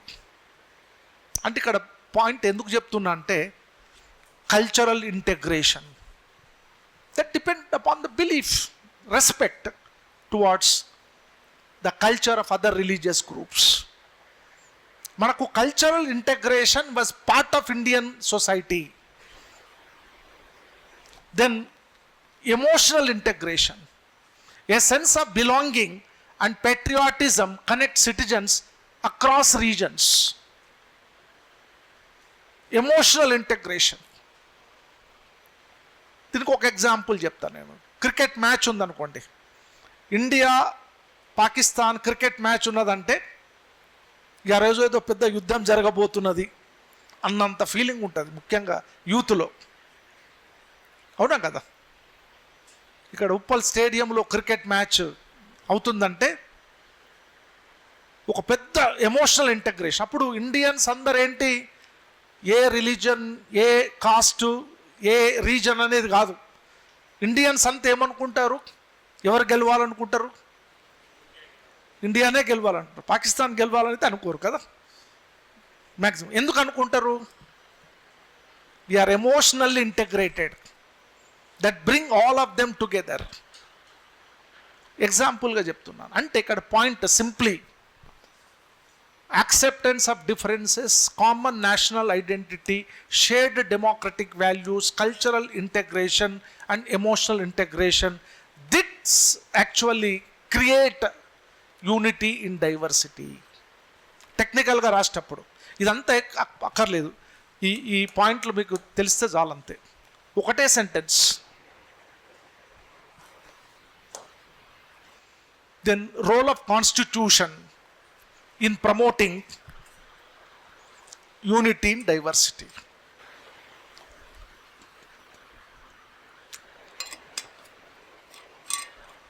ఇప్పటిదాకా మనం ఏం డిస్కస్ చేసాము? యూనిటీ ఇన్ డైవర్సిటీ ఎట్లా వస్తుంది, రైట్? టెక్నికల్గా what are the aspects that are required for unity in diversity we have discuss, right? Now what are the factors that contributed for unity in diversity? Do you accept that there is unity and diversity in India? ఉన్నదా లేదా? ఇప్పుడు రేపు question అడుగుతారు అనుకోండి, do you agree that there is a unity and diversity in Indian society? ఏం రాస్తారు? ఉన్నదంటారా లేదంటారా? ఉన్నదనే stand ఉండాలి మీకు. నేను ఇంతకుముందు చెప్పాను, దెర్ ఆర్ కాన్ఫ్లిక్ట్స్ లేదని కాదు. Got my point. నేను సెక్యులరిజం అనే టాపిక్ చెప్పినప్పుడు చెప్తాను నేను కొన్ని ఎగ్జాంపుల్స్. ఎందుకు దెర్ ఇస్ డిసింటిగ్రేషన్ అనేది? There is lot of disintegration, there are conflicts. ఇప్పుడు ఉదాహరణకి 1947 పార్టీషన్, 1947లో పార్టీషన్ అయినప్పుడు Hindu Muslim conflicts. 1992 Babri Masjid demolition, చాలా wide conflicts between Hindus and Muslims. 1984 ఏది Blue Star operation against Golden Temple, and after the assassination of Prime Minister, the then Prime Minister Indira Gandhi, resulted into communal conflicts between Hindus and Sikhs. Muzaffarnagar communal conflicts, Godhra incident. I can give you at least around 15 to 20 major incidents which created a wide gap between Hindus and Muslims, Hindus and Sikhs, Hindus and Christians. There is a gap. But still there is unity. అర్థమైందా? అంటే మీ stand ఆ విధంగా ఉండాలి. No అని రాసినారు అనుకోండి అయిపోయినట్టే. Never take no stand. Take all the time yes, but however there are conflicts. అది నేను సెక్యులరిజం గురించి చెప్పినప్పుడు చెప్తాను. Okay, so now what are the factors that contributed for unity and diversity in India? And you can take at the stand that of all the constitution for the past 70 years, it is the Indian constitution which has brought the people of different religious groups, cultural groups together. How? Because we have a robust constitution, right? కొన్ని points ఇక్కడ రాయాల్సి ఉంటుంది. ఇక్కడ చూడండి, మీరు ఒక్కొక్కసారి క్వశ్చనే ఈ విధంగా అడగొచ్చు, right? Examine the role of Indian constitution in promoting unity in diversity in India. క్వశ్చనే ఈ విధంగా అడగొచ్చు. That is why I have given all these points. But constitution has played a very important role in unity in diversity. See this point. The Constitution of India plays a central role in maintaining unity in a diversity like India. It provides common legal, moral framework that binds citizens together despite differences in religion, language, and region. See this point. It provides a legal and moral framework that binds citizens together. Right? Suppose if you have any issue, right? Those issues are resolved under the framework of Constitution of India, right? Constitution of India is the solution. For example, take untouchability anukundam. Right? Suppose if somewhere untouchability is practiced anukundam, right? What is the solution? Constitution is the solution. Legal system is the solution. We have a legal system. According to Article 17 of Indian Constitution, untouchability is abolished. So if anybody practice untouchability in any form, they will be punished according to the law. Antenti, it is the Constitution which make the people to live together. So by guaranteeing equality, justice, liberty and fraternity, the Constitution ensures that diversity becomes a strength rather than a source of division. Right? That means what? Indian Constitution guarantees everybody what? Equality, justice, liberty and fraternity. This actually tries to bring the people together. Then there are certain specific articles which have contributed for the unity in diversity. Specific articles. Article 14 talks about equality before law. Simply, ఈ ఒక్క point రాస్తే చాలు. What is that? Article 14 which talks about equality before law. That means that ensures that all citizens are treated equally without discrimination based on religion, caste, gender or place of birth. Simply what? According to Article 14, states shall not discriminate. Right? any citizen on the ground of religion, caste, language or place of birth. Right? And Article 14 ప్రకారము రాజ్యము ఎవరిని కూడా, ఏ పౌరుణ్ణి కూడా మతపరంగా కానీ, భాషాపరంగా కానీ, కులపరంగా కానీ వారి పట్ల వివక్షత చూపడానికి వీల్లేదు. That's one point. Then article 15 to 16. The essence of Article 15 to 16 is that prohibition of discrimination. The state cannot discriminate against any citizen. Article 14 అనేది ఈక్వాలిటీ మాట్లాడితే, ఆర్టికల్ 15, 16 అనేది డిస్క్రిమినేషన్ గురించి మాట్లాడుతుంది. So people may belong to different castes, different religions, but state shall not discriminate. So constitution is providing protection. Then freedom of religion. నేను ఇంతకు ముందే చెప్పాను, according to article 25 we have the freedom.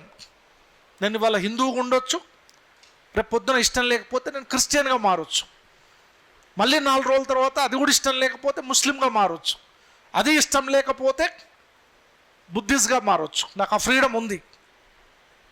అవునా కదా? నాకే కాదు, మనందరికీ ఉంది. Is it true? The founder, right, a great person who drafted the Constitution of India himself converted from Hinduism to Buddhism. అవునా కదా?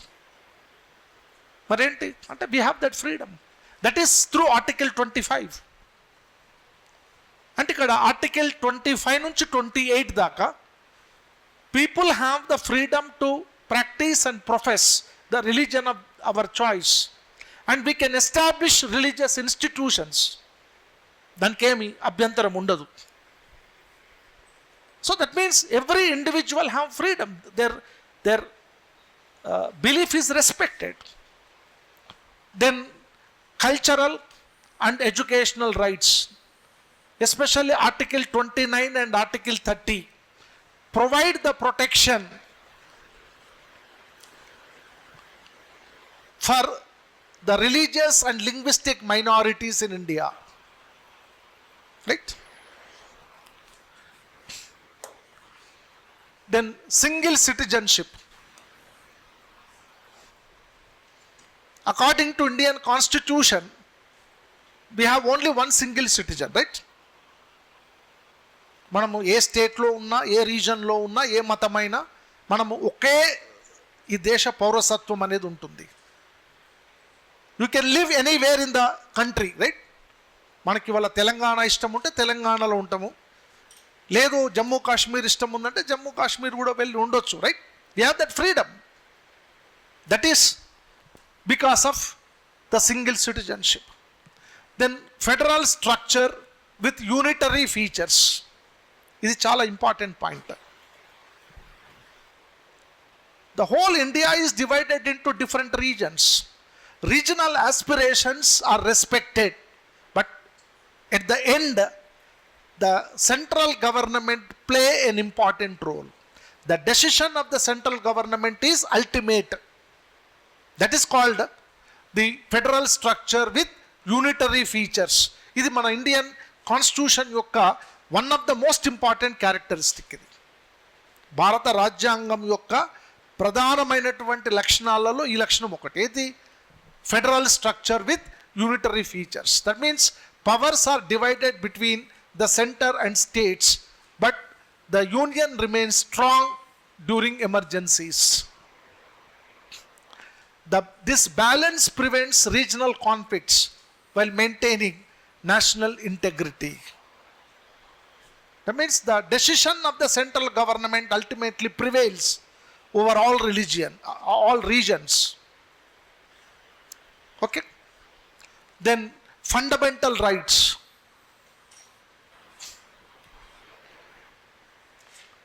Every citizen is granted with certain fundamental rights. Like what? Right to live. right? So, protect individual freedoms such as speech, expression, and movement across India. These rights help people live and work anywhere in the country. Okay. So that means what? We can say India is united through these kind of articles of Indian Constitution. For example, Hyderabad is the best place. Because Hyderabad lo most of the workers are from different states, right? There are workers from Assam, Northeast, West Bengal, Orissa, Bihar, right? And they have right to live here, they have right to work, they are living safely. Okay. Then directive principles of state policy.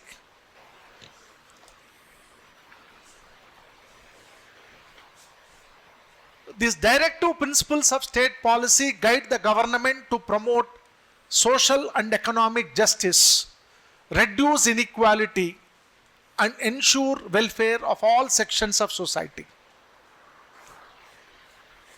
You know very well, Government of India has initiated many welfare schemes, right? There are number of welfare schemes initiated by Government of India for the past 70 years for the benefit of the weaker sections, disadvantaged sections of Indian society.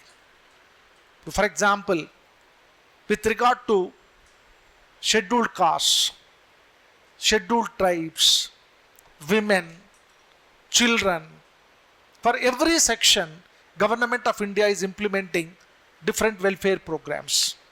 Recently, government has come out with Janajatiya Unnat Gram Abhiyan, that is also known as Janajatiya Vikas Mission. Atlage, with regard to women, Pradhana Mantri Matru Vandana Yojana, Janani Suraksha Yojana. With regard to children, there is a scheme called ICDS, Integrated Child Development Services Scheme. So like that, for every section, different welfare schemes have been implemented for all, right? It's concerned with everybody. To which religion, to which caste they belong to is not a matter, right? The needs of the every poor is well protected through directive principles of state policy. Then fundamental duties. Constitution not only protect our rights, but it also tells us what are our duties, right? Bharata Rajyangam మన హక్కులను పరిరక్షించడమే కాదు, మన విధుల్ని కూడా గుర్తు చేస్తుంది. As a citizen, we have certain duties, and those duties have been inserted in Article 51A that encourage citizens to promote harmony and spirit of common brotherhood, transcending religious, linguistic, and regional differences. అంటే article 51A ఏం చెప్తుందంటే, మన మతానికి, కులానికి, భాషకు, ప్రాంతానికి అతీతంగా ప్రజలను గౌరవించుకోవాలి, right? To which religion a person belong to not a matter, but we have to respect them as a human being. And there is a need of social harmony, right? People belonging to Hindu, Muslim, Christian, or everybody, they have to live together with peace, with harmony. That is Article 51A says. Then independent judiciary. In India we have a robust judiciary. We have judicial system at lower level, at state level like High Court, and at apex level Supreme Court. The rights of the people are well protected irrespective of their religion, right?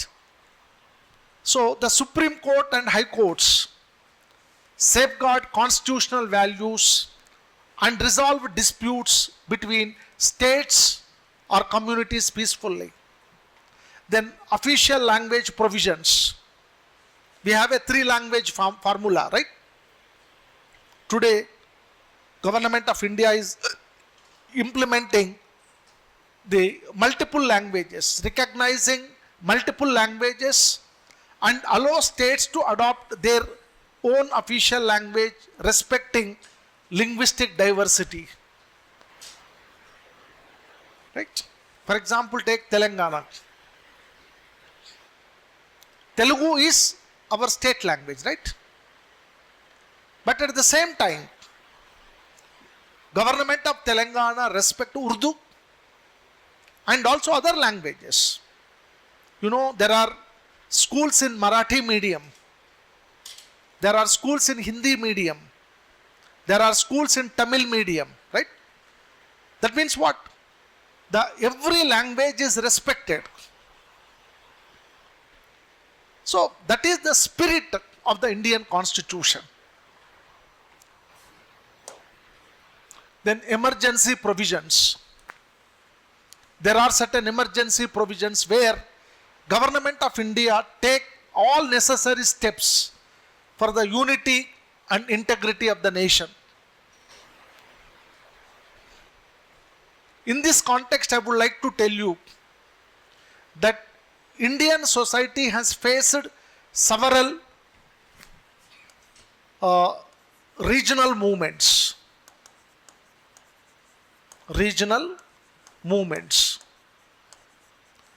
These regional movements are 2 types. భారతదేశంలో గత 70 ఏళ్లుగా చాలా ప్రాంతీయ ఉద్యమాలు అనేటువంటి వచ్చాయి. And those movements are separatist movements.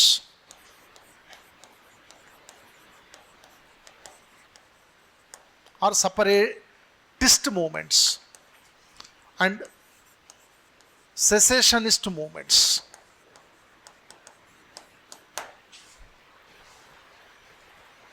అంటే ఎందుకంటే ఈ పాయింట్కి ఎగ్జాంపుల్గా నేను ఇది చెప్తున్నాను. రీజనల్ మూమెంట్స్ అంటే ఏంటి? ఫర్ ఎగ్జాంపుల్ ద్రవిడియన్ మూమెంట్ 1950స్లో వచ్చింది తమిళనాడులో. పంజాబ్ సుబా మూమెంట్ 1950స్లో 54లో వచ్చింది, పంజాబీ సుబా మూమెంట్. తర్వాత Telangana movement, Jharkhand movement. All these are regional movements.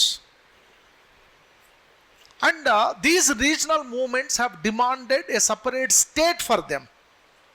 Right? So Government of India has respected and they have formed the new states. Kada? Manaku Jharkhand movement tarvata Bihar was divided into Bihar and Jharkhand. Madhya Pradesh was divided into Madhya Pradesh and Chhattisgarh. Then Haryana and Punjab. New states were formed, Telangana and Andhra Pradesh. So the point is that wherever people aspired for a separate state and people's aspirations were respected by the Government of India and they have formed what? Separate states. That is separatist movements. ఇంకా movements నడుస్తున్నాయి. ఉదాహరణకి take Vidarbha movement in Maharashtra, Bundelkhand movement, Harit Pradesh movement, then Jharkhand Gorkha movement, Gorkhaland movement in West Bengal, Bodoland movement in Assam. Still they are going on. But Government of India is trying to settle those issues within the framework of Indian Constitution. But the Government of India has not harmed. Evariki nashtam cheyaledu. Kani there were also certain secessionist movements. Secessionist movements. Ante enti? వేర్పాటువాద ఉద్యమాలు అంటారు తెలుగులో. వేర్పాటువాద ఉద్యమాలు like Khalistan movement, Naga movement, JKLF movement, ఇప్పుడు ప్రధానంగా చెప్పుకోవాల్సినటువంటి movements ఇవి. They have not demanded for separate state, but they demanded for separate sovereign state. అంటే they wanted to detach from Indian union and to form a separate sovereign state. అంటే భారతదేశంలో నుండి విడిపోయి ఒక ప్రత్యేక సార్వభౌమాధికార రాజ్యంగా అవతరించాలని ఉద్యమాలు నడుస్తున్నాయి. But government of India has not accepted. Those movements were almost suppressed. That is integration. అంటే that is the role of the government of India. Government of India will not allow the disintegration of the nation. అర్థమైంది కదా? దేశం విచ్ఛిన్నం కావడానికి భారత ప్రభుత్వం ఎప్పుడు ఆమోదించదు రాజ్యాంగపరంగా.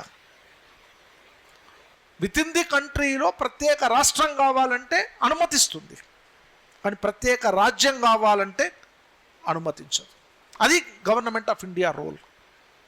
అంటే దేశంలో ప్రజలు వివిధ ప్రాంతాలకు సంబంధించి ఉన్న ఒక ఇంటెగ్రిటీ, ఒక ఐక్యత అనేటటువంటిది కొనసాగించడంలో భారత ప్రభుత్వం ప్రధానమైనటువంటి పాత్ర వహిస్తుంది. These are the points. బ్రీఫ్గా ఒక్కొక్కసారి క్వశ్చన్ దీనిపైన అడగొచ్చు, అందుకొరకే I have given all these points in detail. But apart from that, ఇక్కడ I have given certain points, certain studies of sociologists.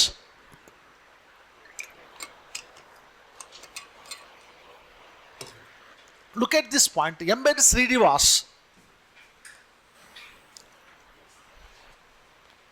M.N. Srinivas argument, ఇలాంటి స్టడీస్ని కూడా మీరు కొన్ని మెన్షన్ చేస్తే your answer విడ్ be more effective.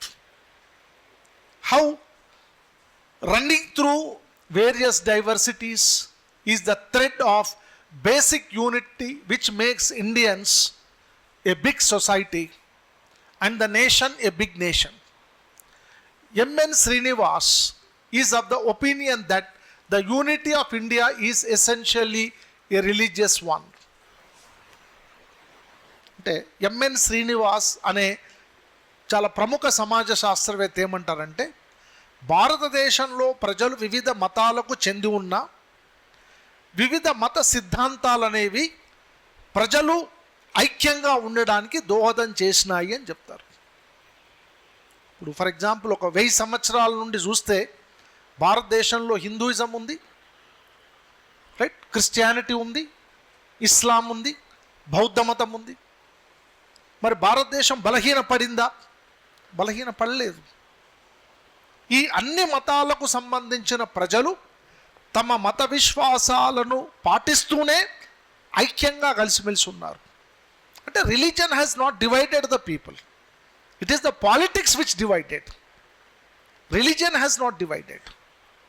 Okay, so people may worship different deities, but the religious scriptures like Puranas, Brahmanas, epics and Vedas knit the numerous heterogeneous groups together into one religious society and give them the sense that their country is sacred.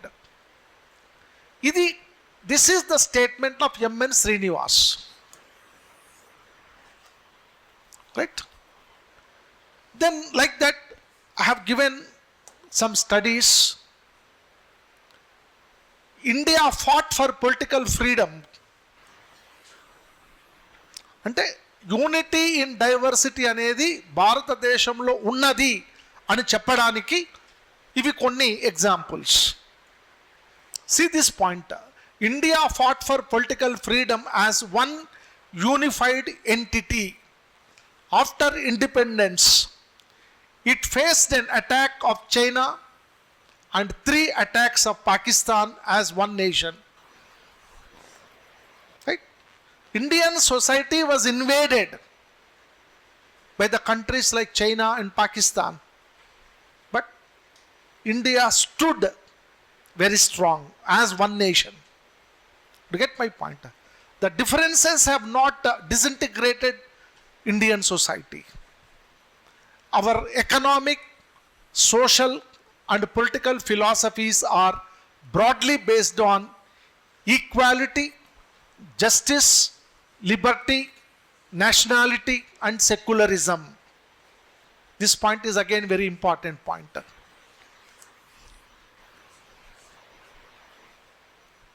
Got my point? మన సామాజిక ఆర్థిక రాజకీయ తాత్విక విచారణ భారతదేశంలో దేనిపైన ఆధారపడి ఉంది? ఈ సూత్రాలపైన. సమానత్వం, న్యాయం, స్వేచ్ఛ, వివేచనాత్మకత, సెక్యులరిజం, లౌకికవాదం. These are the fundamental principles which are the basis for Indian philosophy. Right? Then our law applied to all without any discrimination. The Constitution guarantees to all people alike. So this is the reason that there is unity in diversity. Then another point, you look at the planning aims at upliftment of all types of weaker sections. If you look at the planning, Indian planning is social and economic planning. మీరు 5-year plans కనుక చూస్తే, especially 10th plan, 11th plan, 12th plan has introduced the concept called what? Inclusive growth and inclusive development. ఉంది కదా? That means సమ్మిళిత అభివృద్ధి. Right? Why is సమ్మిళిత అభివృద్ధి? Why not just development? అంటే economic ప్లానింగ్లో we are using the term called inclusive development and inclusive growth. Means what? The development benefits must reach every needy person in this country and every person must be involved in the process of development. That is called inclusive growth and inclusive development. So that means Indian planning is such that where everybody has got their role in planning and development. That is why Indian society is unified. The customs and consensus in social values have preserved our traditional culture. The unity among Hindus is also found in commonly following the prohibition of the caste system and so forth. We have the caste system, but at the same time there are certain prohibitions with regard to the caste.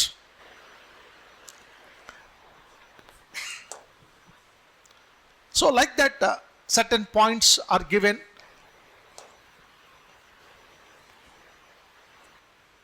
And here I talked about language. ఇంతకుముందే చెప్పాను. అంటే భారతదేశంలో వివిధ ప్రాంతాల్లో వివిధ భాషలు మాట్లాడినా కూడా భాషాపరమైనటువంటి ఐక్యత కూడా భారతదేశంలో ఉంది. So those points are given. And here actually English and Hindi played a very important role. Because the people of different states were brought together through these two languages, English and Hindi. ఈ రెండు భాషలు వివిధ ప్రాంతాలకు చెందినటువంటి ప్రజల్ని ఒక్క దగ్గరికి తీసుకొచ్చేటటువంటి ప్రయత్నం చేసినాయి. అంటే that is the role of language which you can write here.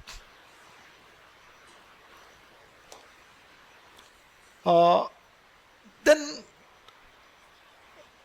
the other day I talked about caste system. Though people are divided into different caste groups, but in Indian context we had a system called Rajahmundry system. One traditional features of the caste system lo cheppanu. Caste system divide the people. Rajahmundry system integrate the people. Through Rajahmundry system, right, people are encouraged to live together. That means for every caste there is a hereditary caste occupation through which Every caste depend upon another caste. No caste can survive alone. భారతదేశంలో ముఖ్యంగా గ్రామీణ సమాజంలో ఏ కులము కూడా, ఏ కుల వృత్తి కూడా ఏకాకిగా జీవించలేదు. They have to depend upon other caste. For example take carpenter. Carpenter has to provide services to different caste groups, అంతే కదా, because their services are required for all agricultural communities. So like that, even under caste system there is an interdependence, and that created a kind of unity among the people. So those points you have to write, and just for the sake of reading I have given all these points. Now what is the importance? Why? Quickly I will finish within 2-3 minutes.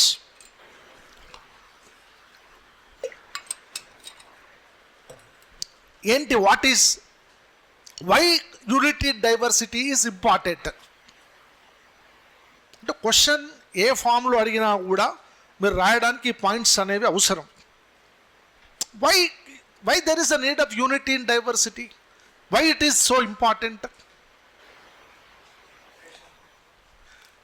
Unity and diversity promotes national integration by uniting people beyond differences of religion, caste, language and region. India needs that.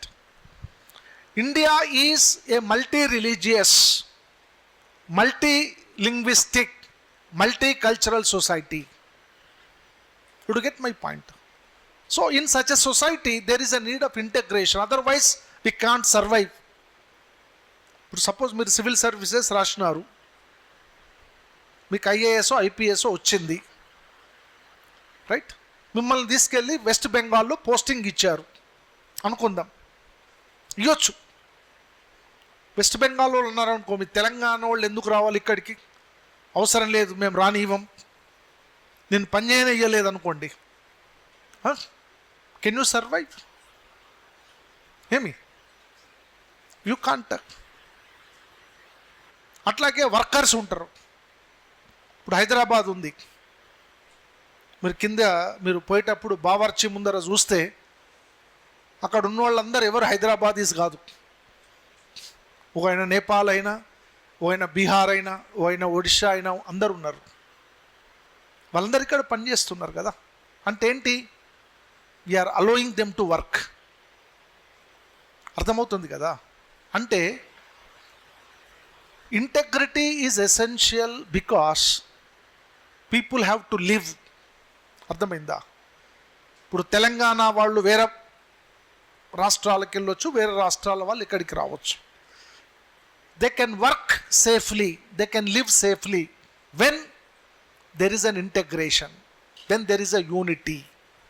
Otherwise that results into what? Communal conflicts, ethnic conflicts, regional conflicts, ఇవన్నీ వస్తాయి. That is why there is a need of unity. ఇది గుర్తుపెట్టుకోండి. ఇది this is called logical analysis. Then strengthens the feeling of patriotism and common national identity among citizens.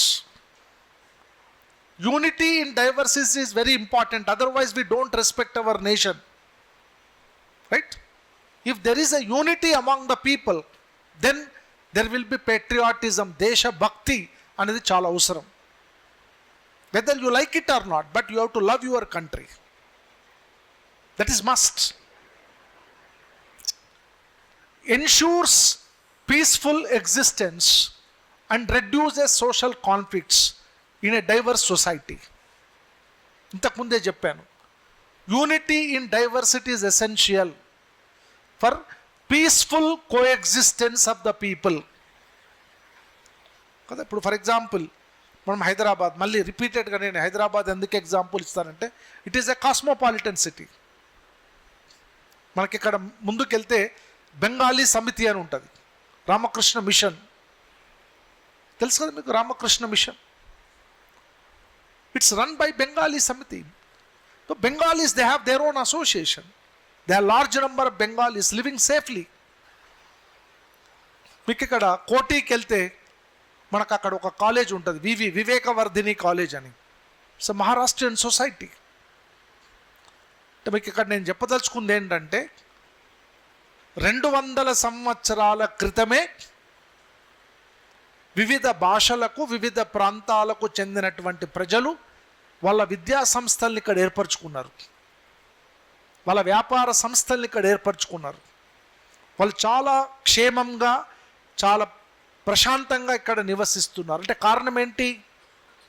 Unity in diversity. మనం వాళ్ళని accept చేశాం. To get my point. ఇప్పుడు బేగం బజార్ పోతే all Marwadis అంటారు, కానీ ఈ మధ్యలో మార్వాడీ గో బ్యాక్ అని ఒక మూమెంట్ తీసినారు. Government has not supported it. అంటే ఇక్కడ పాయింట్ ఏంటంటే people have the freedom to live wherever you want. The coexistence would be possible when there is what a tendency of unity in diversity. లేకపోతే ప్రజలు వివిధ ప్రాంతాలలో నివసించలేరు. ఇది argument. ఇది then supports the smooth functioning of democracy by encouraging participation from all communities. India is a democratic society where everybody have the freedom to participate in political and economic activities. Then encourages economic growth and development by maintaining internal stability and cooperation among states. Enhances India's cultural richness, identity by diverse traditions and heritage. So these kind of points I have given, just you can go through that. All these points actually tells you why there is a need of unity in diversity. Rep question అడగొచ్చు, unity in diversity discussion అడగరు, రేపు అయిపోయినాయి ఆ questions అన్నీ. ఇప్పుడు అడగొచ్చు, నెక్స్ట్ అడిగేది ఏంటి? Why unity in diversity is essential for Indian society. ఎందుకు కావాలి? అప్పుడు ఈ పాయింట్స్ అన్నీ మీరు ఆన్సర్. అది cut my point. Then lastly, it is not that easy to continue unity in diversity. Challenges, ఇది కూడా ఒక క్వశ్చన్ అడగవచ్చు. ఇప్పుడున్న కాంటెక్స్ట్లో what are the challenges to unity in diversity? ఏమ్మా ఒక 2 నిమిషాలు అయిపోతుంది. మీ సహనాన్ని నేను పరీక్షిస్తున్నా, కానీ తప్పదు, ఇది మీరు నేర్చుకోవాలి. అర్థమైంది? అది మీకోసమే ఈ మెటీరియల్ అంతా నేను సేకరించింది. ఓకే, పర్వాలేదు, that they will take care. అంటే ఇక్కడ పాయింట్ ఏంటంటే ప్రశ్న ఏ విధంగా అడిగినా ఎట్లా మీకు ఆగిపోయిందని మీకు ఎట్లా తెలుస్తుంది? Okay, right, okay, fine. అంటే ఇక్కడ పాయింట్ ఏంటంటే క్వశ్చన్ని డిఫరెంట్ ఫామ్స్లలో అడిగే అవకాశం ఉంటుంది. అందుకొరకు నేను ఒక్కొక్క పార్ట్ ఒక్కొక్క ఆస్పెక్ట్ మీద ఫోకస్ చేస్తుంది. ఇప్పుడు ఈ పార్ట్ తీసుకుంటే ఒకటేమో why there is a need of unity in diversity. ఎందుకు కావాలి? భిన్నత్వంలో ఏకత్వం అనేది భారతీయ సమాజానికి ఎందుకు అవసరము అని అడిగినప్పుడు ఇంతకుముందున్న పాయింట్స్. ఇప్పుడు ఛాలెంజెస్, భారతదేశంలో భిన్నత్వంలో ఏకత్వానికి ఉన్న సవాళ్ళు ఏంటి, ప్రధాన సవాళ్ళు ఏంటి? What are the challenges to unity in diversity in India? Suppose if the question is asked like that, you have to write number 1, rise of communalism leading to religious tensions and conflicts between communities. Today the religious identity is increasing. Religious conflicts are increasing in Indian society. People are killing each other. Communal conflicts, communal rights have increased. ఇంతకుముందు చెప్పాను నేను 1947 communal rights, when country was divided as India and Pakistan. Then 1992 when Babri Masjid was demolished. తెలుసు కదా Babri Masjid demolition, చదివినారా? 1992లో Babri Masjid demolition అయినప్పుడు that resulted in to communal conflicts in many parts of the country, Hindu Muslim conflicts. 1984 Indira Gandhi assassination tarvata communal conflicts took place in Punjab, Haryana, Delhi, where large number of Sikhs were killed, Hindus were killed. Alage Godhra incident which took place in Gujarat, that resulted into communal conflicts. అంటే ఇలాంటి ఇన్సిడెంట్స్ని మీరు రాయాల్సి ఉంటుంది. నేను ఇంకొక communalism and secularism టాపిక్లో ఆ incidents కూడా ఇచ్చాను నేను. మరి అలాంటి ఇన్సిడెంట్స్ అనేవి పెద్ద ఛాలెంజ్ అది, రైట్? ఇప్పుడు ఇవాళ హిందుత్వ ఐడియాలజీ అని అంటున్నారు. ఇవాళ సోషల్ మీడియాలో కొన్ని రాజకీయ పార్టీలు ఏమంటున్నాయి, భారతదేశాన్ని హిందూ రాజ్యంగా ప్రకటించాలి. మరి హిందూ రాజ్యంగా ప్రకటిస్తే మరి వేరే వాళ్ళు ఎటుపోవాలి? ఇది ఒక పెద్ద ప్రశ్న. యూనిఫామ్ సివిల్ కోడ్ కావాలా వద్దా, పెద్ద ఆర్గ్యుమెంట్ జరుగుతూ ఉంది. ఇవన్నీ ప్రశ్నలే మీకు. Whether India need uniform civil code or not? ఏం రాస్తారు ఆన్సర్? చాలా క్లిష్టమైన ప్రశ్న. ఇట్ లుక్స్ వెరీ సింపుల్, అంత ఈజీ కాదు. సో ఇవన్నీ ఛాలెంజెస్. ఓకే, అంటే కమ్యూనలిజం అనేది పెరిగిపోతుంది. వివిధ మతాల మధ్య, వివిధ కులాల మధ్య ఘర్షణలు పెరుగుతున్నాయి. ఇది ఒక పెద్ద ఛాలెంజ్ అది. Then growth of caste based discrimination and social inequality in different regions. అంటే ఎంత in spite of the constitutional protection, discrimination based on religion and caste are increasing. Today politics are fought on the basis of religion and caste. Well, Bharata Rajikiyalo, religion is playing a very important role in politics. Today politics are played through religion. Politics are played through caste. మీరు different స్టేట్లలో ఈ కులం అంటే ఏంటి, ఈ party అంటే ఈ పలానా కులం. The caste identities have increased. This is a major challenge. Then increase in regionalism and separatist movements demanding special status or independence.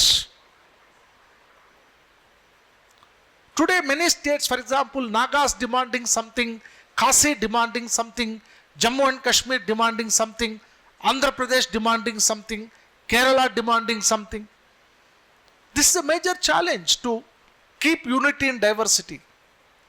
Then linguistic conflicts over language imposition and regional language identity. For example, now Dravidian, to take Tamil Nadu, Dravidian politics. They don't want to accept Hindi. They don't want to accept North Indian culture. ఇప్పుడు మనకు DMK కానీ AIADMK కానీ చాలా కేటగారికల్గా ఏం చెప్తారంటే, north Indian culture Aryan culture, మాది Dravidian culture, మేము ఒప్పుకోము, right? Then వాళ్ళ భాష వేరు, Hindi Aryan language, hour language is different. బహుశా మీకు తెలిసేమో, స్టాలిన్ ముఖ్యమంత్రిగా ఉన్నప్పుడు ఆయన రూపీస్ అని రాస్తాం కదా, ఆయన హిందీలో రూ అనే ఉన్నటువంటి దాన్ని ఆయన తీసేసినాడు. ఆయన ఆ లోగో ఉంటుంది కదా, చదివారా ఈ న్యూస్ అసలు మీరు? I think it happened around 1 year or 2 years back. Hindi పదమే ఉండొద్దు తమిళనాడులో, అంటే హిందీ వ్యతిరేకత. అంటే దీస్ ఆర్ ఛాలెంజెస్. మరి how to manage that? These are the linguistic conflicts is a challenge. Then spread of misinformation and hate speech through social media and digital platforms. Hate speech, ఇది చాలా danger. ఒక మతానికి చెందిన వాళ్ళు మరో మతం పైన ఒక విద్వేషపూరితమైనటువంటి ప్రసంగాలు చేయటం. బహుశా మీరు సోషల్ మీడియాలో చూసి ఉంటారు. One religion attacking on another religion. It's a big threat to the national integration. Political misuse of identity politics of vote bank. Already I told you, today the people are organized on the basis of religion, language, caste. Then lack of proper value-based education promoting tolerance and constitutional values.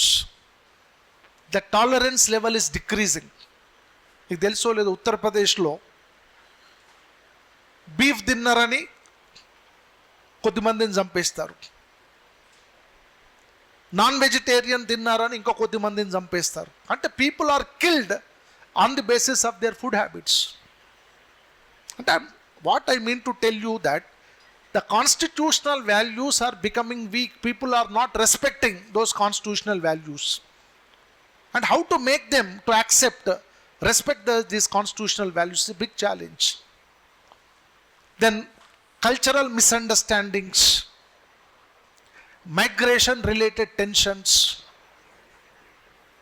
Recently you might have seen ఒక IPS officer భార్యని ఒక నేపాలీ పని మనిషి చంపేసినారు. చదివినారు కదా news? చదివారా లేదా ఈ news paper చదువుతారా? మైగ్రేషన్, ఇప్పుడు మైగ్రెంట్ వర్కర్స్ మీద పెద్ద సస్పెక్ట్. మన పోలీస్ కమిషనర్ గారు ఒక స్టేట్మెంట్ ఇచ్చారు, ఇతర రాష్ట్రాల నుంచి ముఖ్యంగా నేపాల్ నుంచి వచ్చే వర్కర్లతో చాలా అప్రమత్తంగా ఉండండి అంటే ఒక అప్రహెన్షన్ డెవలప్ అవుతుంది. Then what about the security of those migrant workers? It's a big challenge. And oka suspicion about others. That is a threat to national integration. Then external forces attempting to disturb India's unity through propaganda and interference. Today every country is looking towards India and they want to disturb the stability in India. They want to destabilize Indian society. అంటే మనకు external forces చాలా ఉన్నాయి ఈ దేశంలో ఒక అలజడి సృష్టించడం కోసం. So government has to face all these challenges. ఇవి లాస్ట్. ఇక వే ఫార్వర్డ్ అంటే జస్ట్ ముగింపు, కొన్ని పాయింట్స్ ఇచ్చాను. అంటే ఇక్కడ how to end your answer అనేది కూడా ఇంపార్టెంట్. అందుకొరకే నేను చెప్తుంటాను, introduction, analysis and your conclusion, they are very very important. మీ ఇంట్రొడక్షన్ ఎంత బలంగా ఉండాలనో మీ కన్క్లూజన్ కూడా అంతే బలంగా ఉండాలి. ఆన్సర్ని అబ్రప్ట్గా ముగించకూడదు. So writing answer is also a big skill. You have to improve that. So these are the important points related to what unity in diversity. So my suggestion is that read line by line, right? Careful ga chadavandi PPT. ఇక ఏం చదివే అవసరం లేదు మీకు. అంటే మీకు శ్రమ తగ్గించడం కోసం నేను కొంచెం శ్రమ ఎక్కువ తీసుకుంటాను అంతే. అది మీరు చదివి సక్సెస్ అవుతే మాకు ఆనందం, లేకపోతే నా శ్రమ వృధా అయిందనేటువంటి బాధ అంతే. Gut my point. మీరు సక్సెస్ అవుతే మాకు వచ్చేదేం లేదు, మీరు సక్సెస్ అవుతే సంతోషం. అరే నేను కష్టపడి చెప్పినందుకు పిల్లలు బాగుపడ్డరని. సక్సెస్ కాలేదనుకోండి, వేస్ట్ ఇంత ఎనర్జీ చేసి ఏదో మీద చెప్పిపోతే అయిపోతుంది కదా అనిపిస్తుంది. But I don't want to teach like that. I want to get in to deep. Every point is important. Okay, thank you. కొంచెం టైం ఎక్కువ అవుతుండొచ్చు, మీకు ఆకలి అవుతుండొచ్చు, ఐఎమ్ సారీ, కానీ తప్పదు. నేర్చుకునే ప్రక్రియలో కొంత సాక్రిఫైస్ అనేది అవసరం. మీరు సాక్రిఫైస్ చేయకపోతే సక్సెస్ కాలేరు. నాకు కూడా అవుతుంది ఆకలి, మీకంటే వయసులో పెద్దోని, మీకంటే ఎక్కువ ఆకలి నాకే అవుతుంది. నేను అరుస్తున్నా, మీరు ప్రశాంతంగా కూర్చున్నారు. ఇబ్బంది నాకు ఎక్కువ ఉండాలి కదా, కానీ నాకు ఒక కమిట్మెంట్ ఉంది. గుర్తుపెట్టుకోండి, your commitment is very important. Me youth అందరికీ నేను అదే చెప్తుంటాను, చదవడం ఒక్కటే కాదు, మీకు ఒక డెడికేషన్, ఒక కమిట్మెంట్ ఉండాలా. ఒకటైంది కాబట్టి ఆకలి అవుతుంది తినడానికి పోవాలా అని అనుకుంటే నడవదు. అర్థమైందా? Your commitment, your dedication towards exam ఉంటేనే మీరు సక్సెస్ అవుతారు. అర్థమవుతుందా? Thank you.